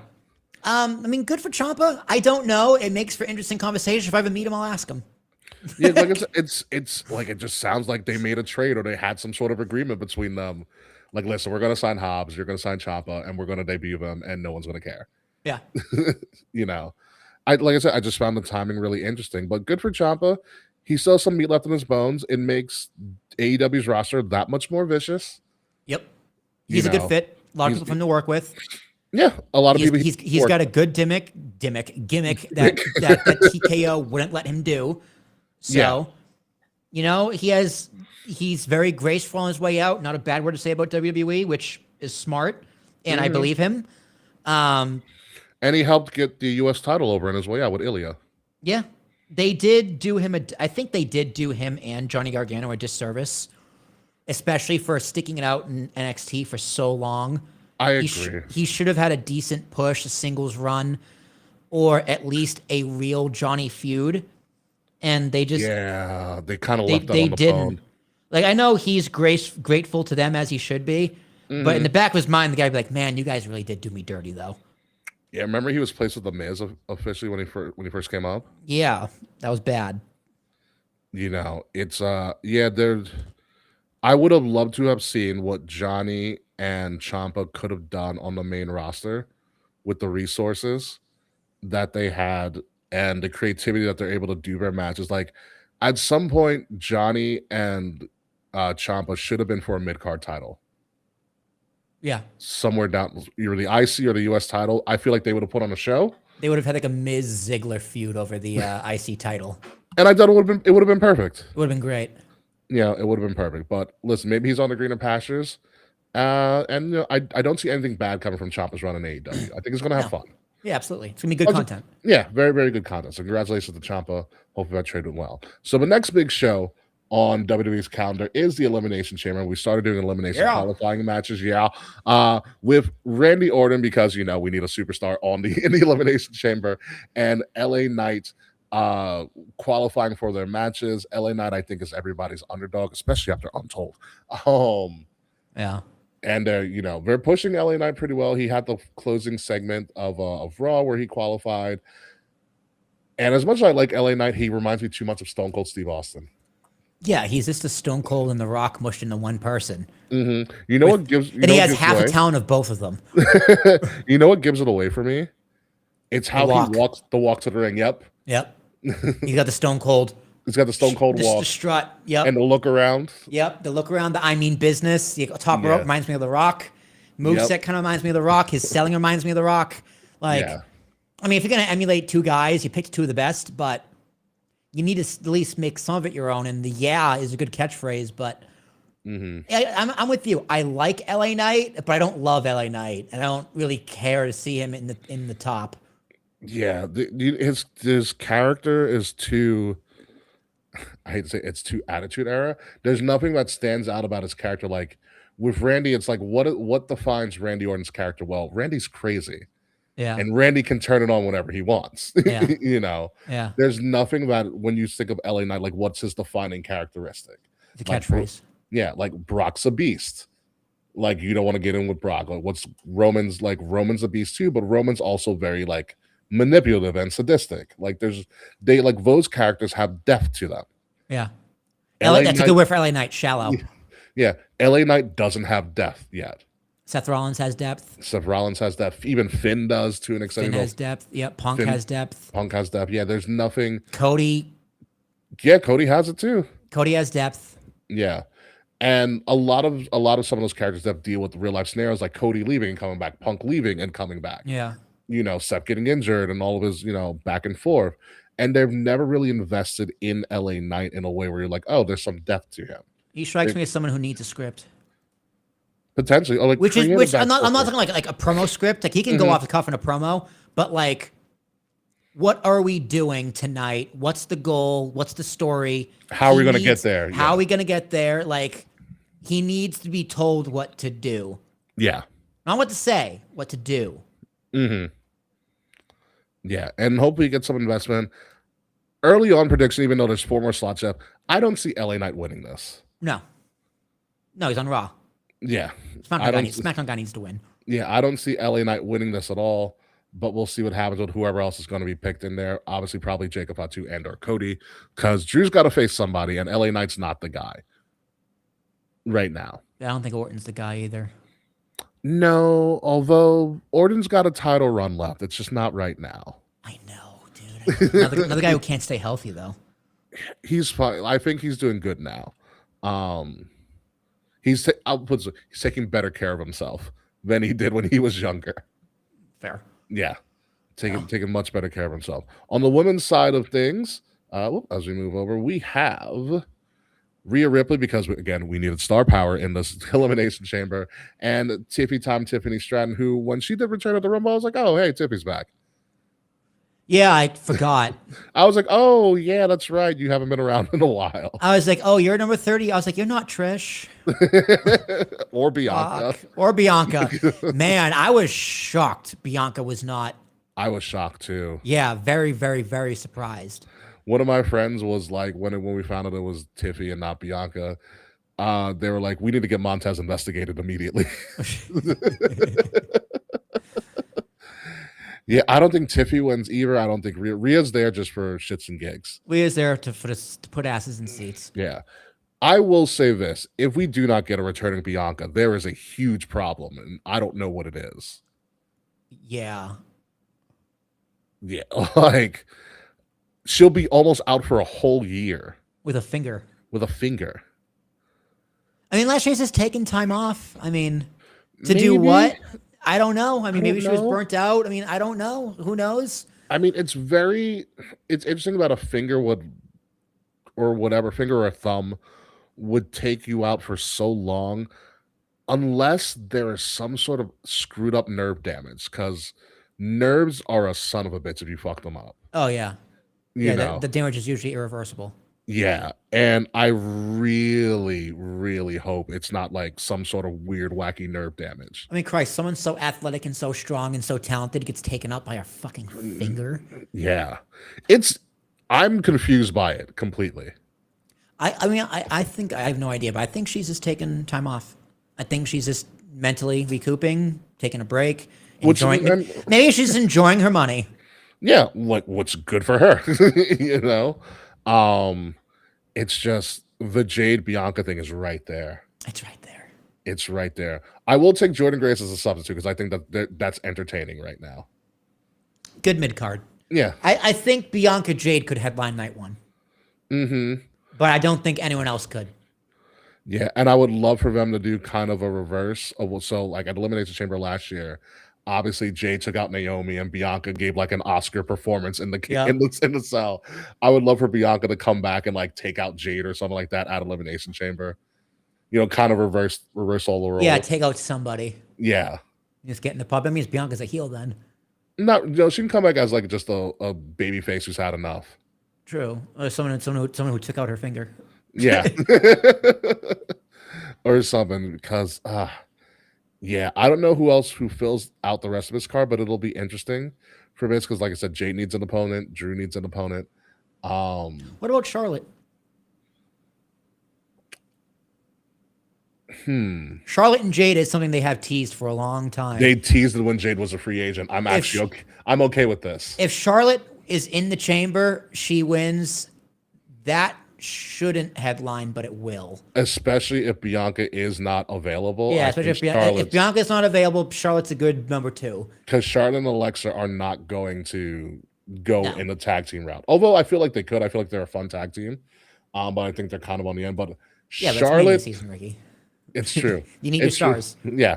Charlotte Jade is like you said, it probably shouldn't be a marquee match unless Charlotte goes full time over on SmackDown and you can set it up that way. I mean, talk about a Shawn Michaels of this generation. Yeah. It is Charlotte. I mean, it's two women who, when they did that face off when Jade was a free agent, they're like similar height. You know, like, yeah. Big, strong, athletic, and fast. Yeah. And Charlotte can fly while Jade stays on the ground. And I feel like she'll enjoy working with Jade instead of working with Tiffany. Yes. Yeah, because it's gymnasts. Yeah. Jade was a basketball player. Yeah, Jade was a basketball player and what? Weightlifter, bodybuilder? Bodybuilder and basketball player. Yeah. Yeah.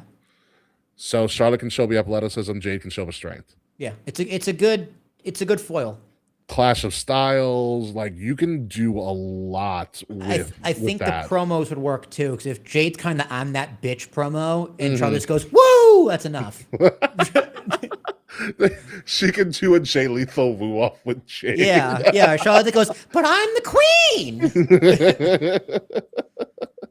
Yeah, no, I think Charlotte's built up enough capital with the crowd to be a believable babyface over the past year. Yeah, last year she was just not. Yeah, there were too much. They tried to make it was too much emphasis on Tiffy, and the crowd really ate Tiffy up. I mean, the problem with Charlotte was that she was never relatable. That's why you loved to boo her. Yeah, and she became relatable. She became very vulnerable. Alexa helped become vulnerable, which is how you get relatable. Which is relatable. And you have Jade who doesn't want to be vulnerable anymore. So that's a good clash of like heel and face. It's a good story. It's a good foil. I mean, if I still prefer Bianca, if Bianca's not available, I think Charlotte does fit in there very well.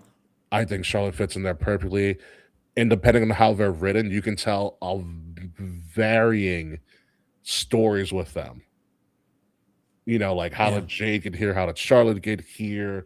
You can go a lot of different ways with them. There's a lot of possibilities with that. Outside of the clear definition of like black and white scenarios, you can go a bunch of different routes. Yeah. And it would grab a lot of people's attention, I think. You need to really tell a good story though, and have good segments, and have good promos, and have they have to nail the promos. They have to nail the promos in order for it to be a believable main event. Because if I was Triple H, I'd go to Cody and Drew and Charlotte and Jade, like main events up in the air right now. Go earn it. In the back of your mind, I mean, you know who you're picking, but exactly, still. Yeah, no, I get it. Yeah, and I think Jade's gonna have to like Charlotte. It can be a whole thing where Jade is just like I'm that bitch, blah blah, just being very just aggressive to kind of bring out Charlotte's aggressive side. Like they kind of need a weird, less chaotic segment than the triple threat at 35. Yep. They need something absolutely wild where they just fight throughout the entire arena. They can't be broken up. Like it takes half a locker room to break them up. You know what you need? You need them in a pull apart. Nick Aldis takes an elbow or a punch, and Nick Aldis's nose starts bleeding. Yeah, no, I think something like that. I think you need like what I think would be great, and it's a great, interesting visual that can go a lot of ways. Like when Nick Aldis or whoever calls security, and it's male security, they're taking out all the males. Yep. You know, Yeah. Yeah. they're taking all the males. Like these women can't be held down from each other, and then he like brings out the locker room, and you know, just they need. If they get But Femi comes down, they're like, all right. Then Jadis go up and starts beating the shit out of him. But is a strutting. I have to find the video for you, Sideberg, real quick. Obafemi strut is at a perfect pace for Funky Town. Oh, stop it. Yes. I gotta find the video. Put that in Discord when you find it. Yep. It's the perfect Funky Town. Beautiful. What's up, Freds, by the way? How are you doing? Charlotte and Jade skaters from an in-ring perspective, potentially, but if you started early and you give them time to build and train and put together a match, I think they're fine. Yeah, depends who the agent is. I think they're fine. I mean, listen, when you talk about kind of like her counterpart, Jade had a really, really good match with Tiffany Stratton going into SummerSlam, and they cut him short. Yeah. They come so there's potential there, especially with given time. So we'll see what happens with them. We totally didn't crown Royal Rumble, by the way. Yeah, we can talk about it right now, but we can also talk about Give it a 9. 8.5, 9. And we can say his name, and he appears, last but not least. Joe Hendry finally climbed the ladder, quite literally, and won the NXT title after Obafemi vacated it, as he's now full-time in NXT. I will tell you this. I watched the ladder match. That was a really fast ladder match. Really? Well, because it's NXT and they're all It's young. on TV. Yeah. It was on TV. Oh, I mean, like fast in time or fast in speed? Like they were quick. They were quick. They were like not in like timing. They gave them time, but like the everybody in there from like Evolve or NXT, and they were just The going moves. at it. Okay, the moves are fast. Yeah, it was a fun match though. They did a really cool camera angle. So the way that Joe Hendry won, him and Ricky Starks take the belt, or Ricky Saints takes the belt down at the same time, and then they're pulling forward, back and forth, and as they're pulling, the camera starts tilting with them. Oh, that's really cool. Yeah. The camera starts tilting. Obviously, he pushes Ricky Saints down, and Joe Hendry wins the belt. It was really cool because NXT kind of needs a reset because Oba was like, hey, I'm gone, and NXT's going to get raided in the next year. Yeah. They're in trouble. So putting it on your most over guy and having him lead a charge of new people is a perfect thing. So good for him. And yeah, Ava's gone too, by the way. Ava left. Yeah. I mean, Ava left. Robert Stone is the interim GM. I'm assuming Regal didn't want to do anything. Yeah, Regal's like, I'm too old. I'm in my golden years, Paul. I'm gonna enjoy it. That's a good William Regal, actually. So yeah, shout out to Joe Hendry. Say his name, and he is the world champ. He's like, you know what, Paul? You can pay me $100,000 to say War Games once or twice a year. All right, that's it. Pretty much, yeah. So congrats to Joe Hendry. NXT is in a bit of a transition, so we'll see what's going to happen with that. Don't be surprised if they lean a lot more on TNA during this transition as well. Yep. So, like I said, don't be surprised. But congrats to Joe Hendry. Great guy. Very nice guy. But that pretty much closes out our show, folks. Is there anything that we missed, Will Tarashok? I don't think so. I think we covered everything there is to cover. Yeah. No, I did not watch TNA over the past week. There's a lot of Super Bowl and I was running a lot of errands with people over the week. So, but there's nothing crazy in TNA going on because a lot of the big things happening in TNA you can also see on NXT. Yeah. Definitely. So, especially with the return of Dana Brooke and the Elegance brand. Although there is one interesting thing with TNA. So there's he was like a YouTuber and influencer named like Brandon. He's known as BDE. Like very skinny black guy. But yeah, he's a full-time wrestler with TNA. And they put him in the perfect position because he's going up against Nick Nemeth, who will sell for anybody. So, but that's the only real interesting thing coming out of TNA. Although also Feast or Fired. Steve Macklin got fired. Yep, they did say who got. Yep, I did see that. Steve Macklin got fired, which is very surprising, but whatever. Good for him. So I do have a question real quick about Feast or Fired. Does anybody from Feast or Fired ever return in the history of like TNA? Oh God, they had to have. Let me give it a Google. Because it's such an odd way for someone to just like leave the company because it feels so abrupt. You know what I mean? Feast or Fire TNA. First one was in 2007 at Turning Point, December 2nd. Pink Slip was Senshi. Don't know who. Oh, that was Low Key. Yeah, Low Key came back. Okay. And he was Caval in WWE. 2008, it was Curry Man, which is Christopher Daniels. He came back multiple times. Curry Man? Yeah, Final Resolution. And in 2009, it was... Just as Fred said, Daniels got fired or came back as Curry Man. Davari. Don't know if he ever came back. In Impact Wrestling 2012, 2009, it was Chavo. Ooh, Chavo. Chavo. He came back a few times. 2015, it was Velvet Sky. She's back. Definitely returned, yeah. 2016, it was Grado. I don't know who Grado is.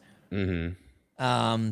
No idea who that is. Fred's is saying I think Cody Deaner got fired and became hometown man, which would make all the sense in the world. EC3 got fired in 2018. I think he's been back. He is now in NWA with our good friend PB Smooth, our tag team partners.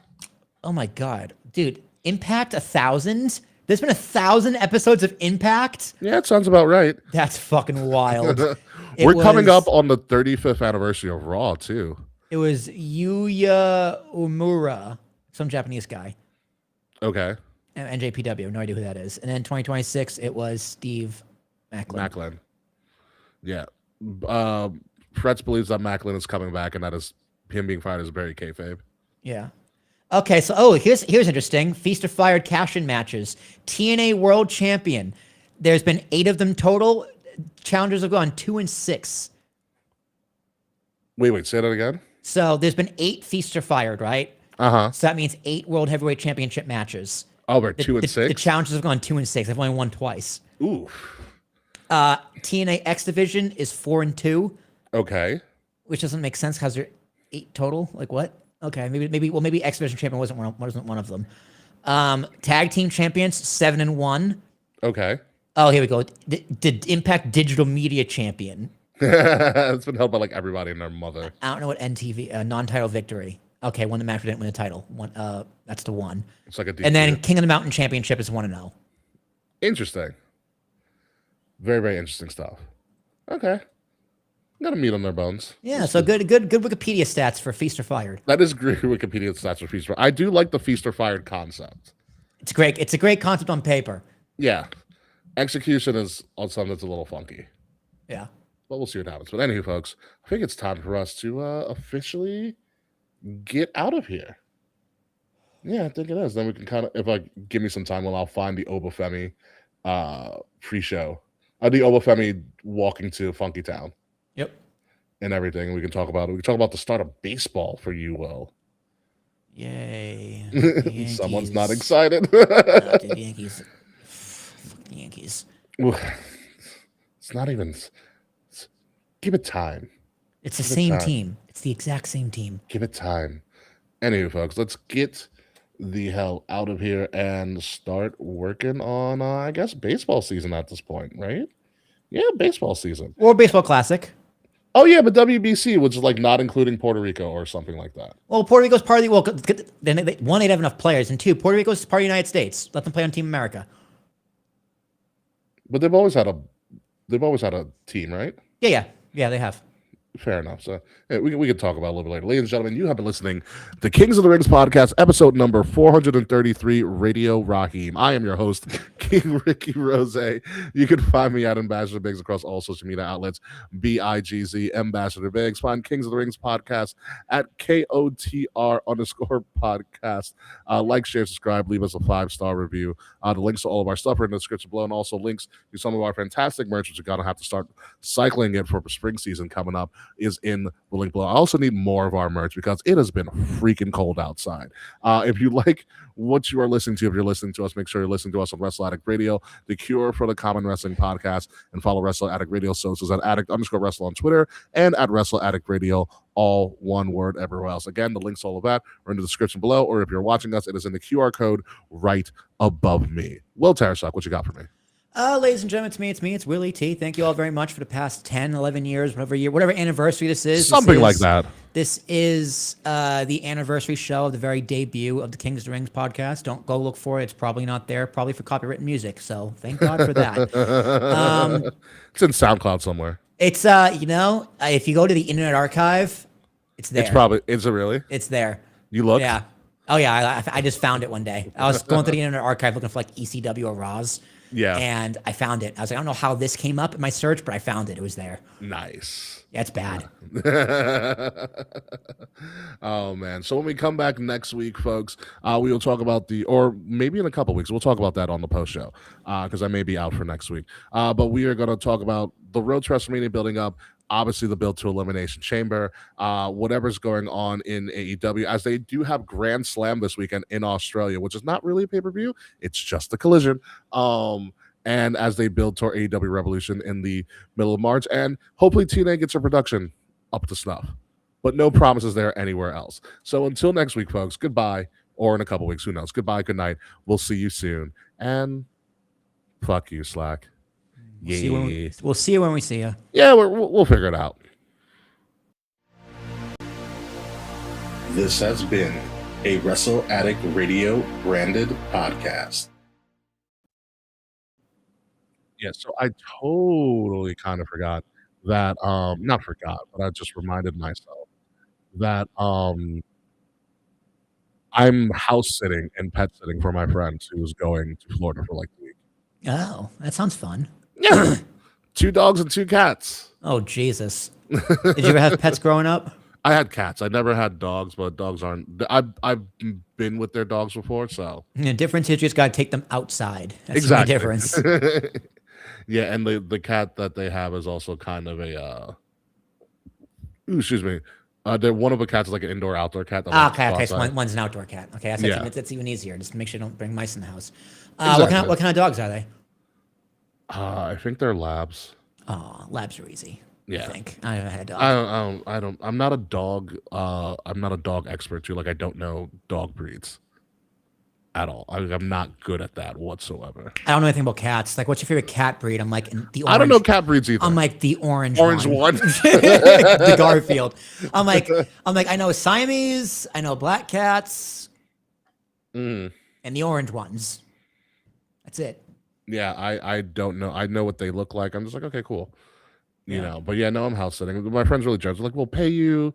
And they're like, if you want to go grocery shopping, like I'll pay for your groceries. I was like, that's really nice of you. Actually. Sure. Yeah. You know, so I'll probably be house sitting for a while. As long as the internet works, you can bring your Xbox and your and your handheld. You'll be good. Like I have my handheld now. Like I'm in the middle of playing Expedition 33. Oh, how is it? Do you like turn-based games? I do. Okay, you'll like this game. Yeah, I know. A turn-based is a lost art. I know the game is very different. Have you gotten to the part of Talking Rocks yet? I mean, there's a lot of random things to talk about. The Nevrons, I think so, yeah. The only thing I know about that game is Talking Rocks, and it's turn-based, and it's French, and the music is kick-ass. The music is kick-ass. Visually, it's a very beautiful game. Yeah. I've been playing all the Final Fantasies. I started last year, so I'm almost done with 6. And I'm going on to the remake of 7. Thank you, Frets.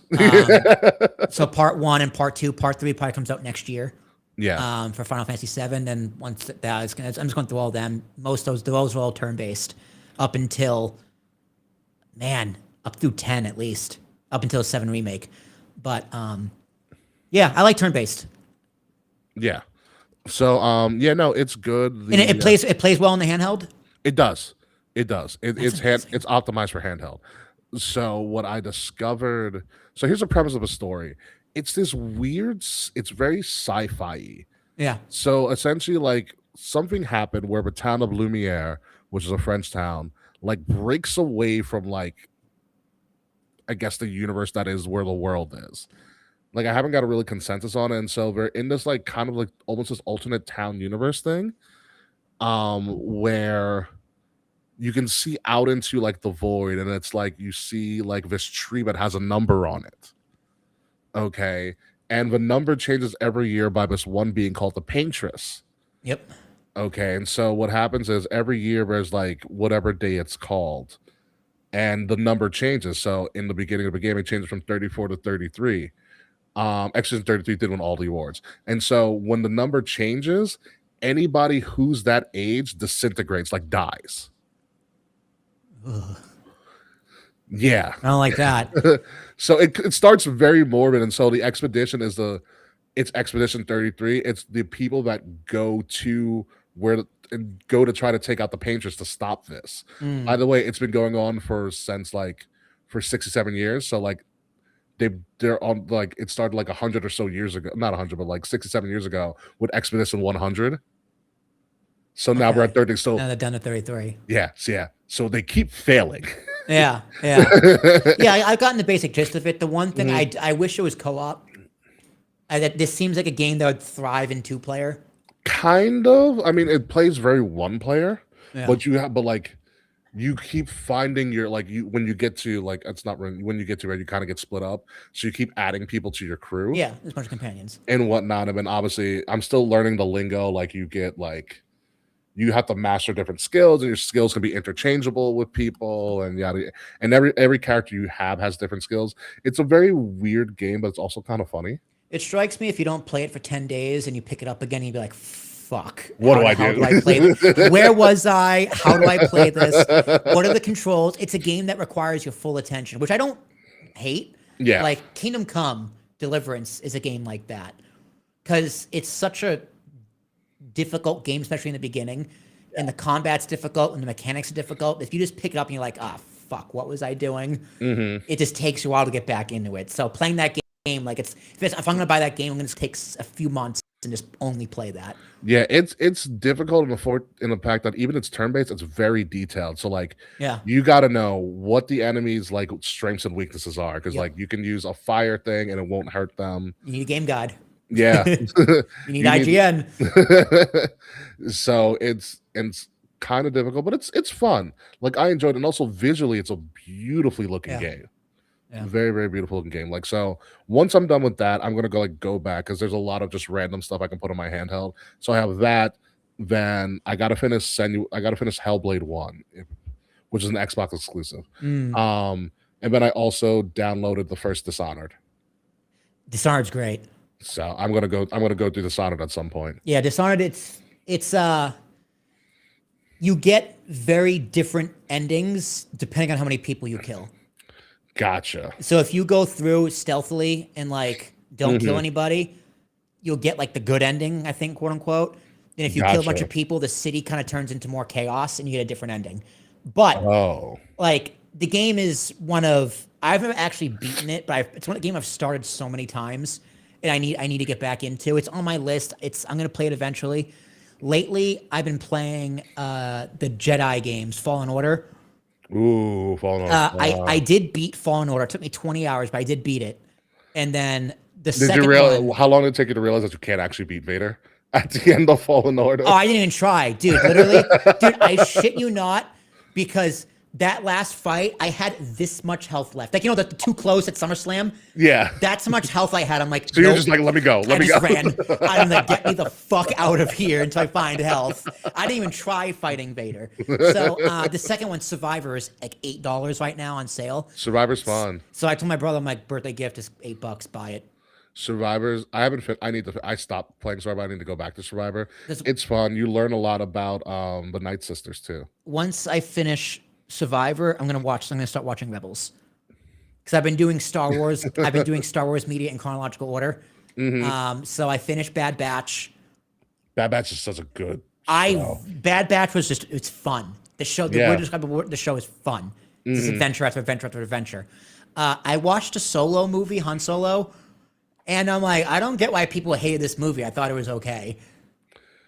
You know what it is? I think it's because I watched Solo before I understood like Darth Maul in Clone Wars. and things like that. So I came in pretty, I was like, it's an okay movie. My gripe with Solo, if I remember it correctly, was my only gripe with the show, because I would not with the show with the movie, because I thought the guy who played Solo was decent. He did really good. Yeah. I wanted to see more of Solo in the Empire and how he got his training. I feel like they fast tracked past that. I felt like it was missing a little depth that way. Yeah. Because he was technically an Imperial trained pilot that went rogue, and I wanted to see more of his time in the Empire. Yeah, I didn't need Daenerys Targaryen love story after the first planet when she left. Like she didn't need to be part. She didn't need to be double cross, because I think they wanted to tie in a little more than it needed to. It's like, guys, your goal with the movie is to tie into Han Solo, not your expanded Star Wars universe. Correct. That may or not be working. Like, people are like, oh, he got his name just for, it's like, yeah, fuck it, who cares? Who cares? Yeah. It makes sense. It's like, I liked Woody Harrelson. Like, I liked the adventures, but you didn't really get the sense of Han Solo as the scoundrel. Yes. Or the smuggler. Correct. But, they fucking nailed Lando. Donald Glover was amazing. And they nailed the friendship between Lando and Han. Yeah. Like, that was great. The Kessel run was great. Yeah. The robot was okay. Every Star Wars movie needs Star Wars has a robot. Needs a quippy robot. But overall, I'm like, yeah, this movie didn't deserve as much hate as it got. I thought Donald Glover stole the show from one. Definitely, 100%. I was like, my God, he's perfect. Yeah, it was so fucking good. So I am excited to watch Rebels. Rebels is a fun show. Freddie Prinze Jr. is one of the protagonists. Amazing. He plays Caleb Dune. And then from that, I go from Rebels to Andor. Have you watched Andor at all? Nope. All right. When you ever get your Andor, let me know. So I have a very hot take about Andor. I know people love it. My whole thing is I don't care if it's good or not. It's unnecessary. That is my consensus. Like, this is much ado about nothing. It's a prequel to the sequel prequel. It is. That's literally what it is. I will tell you this: put closed caption on. Always. I never do, but with Andor, I was like the audio for the people, for some reason I couldn't pick up on it. The mix, it's not mixed well. It's not. I don't think it's mixed well. And it was one of the reasons was like I don't understand what's going on half the time. But when I started putting captions, I was like, oh, this makes a lot more sense. Still don't like it, but this makes a lot more sense. My whole thing is like, I don't care how good it is. It's just this show does not need to exist. It doesn't. There are some pretty good characters, but overall, all right. My big gripe is Andor revolves too much around Cassian Andor, and Diego Luna, for all of his good stuff, he's not a likable protagonist. He's kind of like a piece of shit douche that doesn't want to do anything, always has to get forced into doing shit. The real protagonist, the better protagonist, is Mon Mothma. A lot of this is a lot of Andor. I heard that too. It's her show. It's more. Yeah, I started calling it the Mon Mothma show. A lot of it, she's the more natural protagonist, because a lot of it is not even just the beginning of like the rebellion, but it's the buildup of Mon Mothma leading the rebellion. As leading of the rebellion. Yeah. Yeah. Okay, that's cool. Did you finish Fallout? Yes, I did. That was great. I like it picked up in the second half. Slow start, but like episode 5, 6, 7, 8 was all very, very good. Kunil, whatever his name is, the Indian Kunil Nanjiani. Yeah, that fucking hot dog. Perfect. Such a perfect way to use him. Hot dog. I do think the finale felt more like a mid-season finale. It did. Like especially with the end credit. It needed the end credit is with the new robot. Yeah. Yeah, Liberty Prime. That's Fallout 3 in DC. So it needed 2 more episodes, and the last episode is an extra 30 minutes longer. Would have been a perfect, tight season. I would have loved to have seen, and maybe they will reveal it in season 3, but I would have loved to have seen how they got that congresswoman to like. Yeah. Because I was like, oh, how did we get there? That's what I mean. Like they left room for more stuff in every aspect of the plot. Yeah. The ghoul, he's going to Colorado. It's like, spoilers, everybody. Going to Colorado. Okay, you could have played that up. You know, the fucking Legion is about to go to war with the NCR in New Vegas, and you I just cock tease that so hard. I also love how we're gonna get more Macaulay Culkin, which is Yeah. great. Yeah. One of my favorite things about Fallout is their very dystopian gallows humor for no reason. That's the entire series. I know. We're gonna go to Vegas. We're gonna create a palace in Vegas. I was like, oh my god, it's so good. Also, the guy who plays Thaddeus became one of my favorite characters. Yes. Yeah, he was so great dumb. comic relief. Great comic relief. He was running with his arm. He's like, oh, us ghouls, you know us. And then his arm falls off. He's like, well, he's like, is that supposed to happen? He just walks away from him. Oh man, he's like, and then when he snipes the With his foot. when he's like, oh, I gotta reload. Hold on. That's what I mean, dude. That's the same humor in the games. The It's games is so like, funny. yeah, the society peaked in the 1950s, and they just Yeah. kept it. I also do love the final battle when Maximus was facing with the Death Claws, and everyone is like, "I'll get 3 caps of you." 3 That caps, is he makes nice. another 3 God. minutes. Yeah. And then what was it? Shotgun Joe was like, "Let's go help him," and they were like, "We're not going to do that." No, nope. You know, if he loses, we're all dead, right? Oh well. Well, 30 caps. Yeah. Oh man, yeah, no. Fallout. I'm excited to see where it goes from here because, like, I don't think we see the ghoul and what the hell's her name? Lucy. I don't think we see the ghoul and Lucy again. I do like that little finish where he was like, "I'm not gonna kill him. That's your Yeah, job." that's your job. Yeah. I'm very much more invested in Cooper's story than I am Lucy's. Yeah, definitely. It's not like, where does she go from here? That Yeah, is like her story kind of had an ending, but everyone else was like, you could have, like, Norm could have kept going.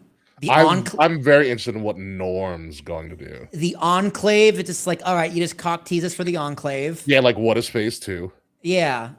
So it was a very, very good mid-season finale. We have to wait 2 more years for. I do love a dumb joke that the Vaulties were not shocked that she was 200 years old. They were She's more Canadian. They're like, oh my god.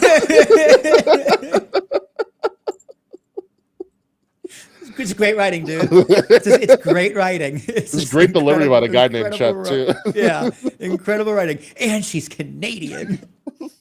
The horror. So good. Yeah, I'm interested to see what they do with season. You know what's the problem with season 2 for the beginning half? They had like an A, B, and C story, and they never really got together. Yes. Yeah, like the first half was dominated by the Brotherhood, and then they just completely disappeared until the post credit scene. They could have done more with the Brotherhood in the Liberty Prime and the phases and going after Maximus, and you could have had a showdown. What was left of them in New Vegas, and that could have been a really, really cool finale. Yeah. But now we got to wait for it. I do love the early episode when they found Area 51 and the fucking dumbasses like opened up a fridge like, oh my god, this is amazing. And they pushed to the side and they saw the car and not the alien in the fridge. Not the alien in the car. Yeah. Let's do it, guys. And shoot, I'm like, this is so dumb. But no, Fallout was good. My new thing now is I'm going to start, if I'm not playing Expedition 33, all the Bond films are on Netflix. I want to go through all of them. I know. You know, I've never actually. The only Bond film I've ever seen was Casino Royale. I've never cared about James Bond. That's a beautiful movie, though. I know it's a great movie, but like the whole spy genre, like Bond's, Mission Impossible. Metal Gear Solid, never any of them. Never cared. Spy movies just don't do it for me. Understandable. Amazon Prime also has a bunch of good Bond documentaries. That's really what got me into it because my first real Bond movies that I saw was the Daniel Craig ones. Yep. So I thought he did such a fantastic freaking job. Yeah, like most people. Most people, Daniel Craig was their first Bonds. Yeah, and also he's the most true to the books. Interesting. Yeah, because all the other Bonds are very, it's very Hollywoodish, it's very polished, and Daniel Craig actually screws up. So in Casino Royale, it's the first Bond movie where he actually doesn't complete any missions. He fails all of them. Like he fails Okay. all of his directives. Poor guy. Yeah, Casino Royale is one of my top movies. Like I can watch that any day. There's a lot of interesting things about Casino Royale. Like in the poker game, which is like the main part of a story. Yeah. A lot of them are former Bond characters from past movies playing in the game. That's funny. Yeah, no, it's a really cool homage. But yeah, was it? Ooh, we're gonna get out of before 9. This is pretty good. Yeah, for let's us. get out of here. Yeah, we got to. When I find the Oba Femi thing, I'll put it in the Discord. Yeah, put it in the WWE Discord. That's gonna be hilarious. Yeah, dude. All right, guys. All right, frets, everybody, take it easy. Talk to you guys later. See you when we see.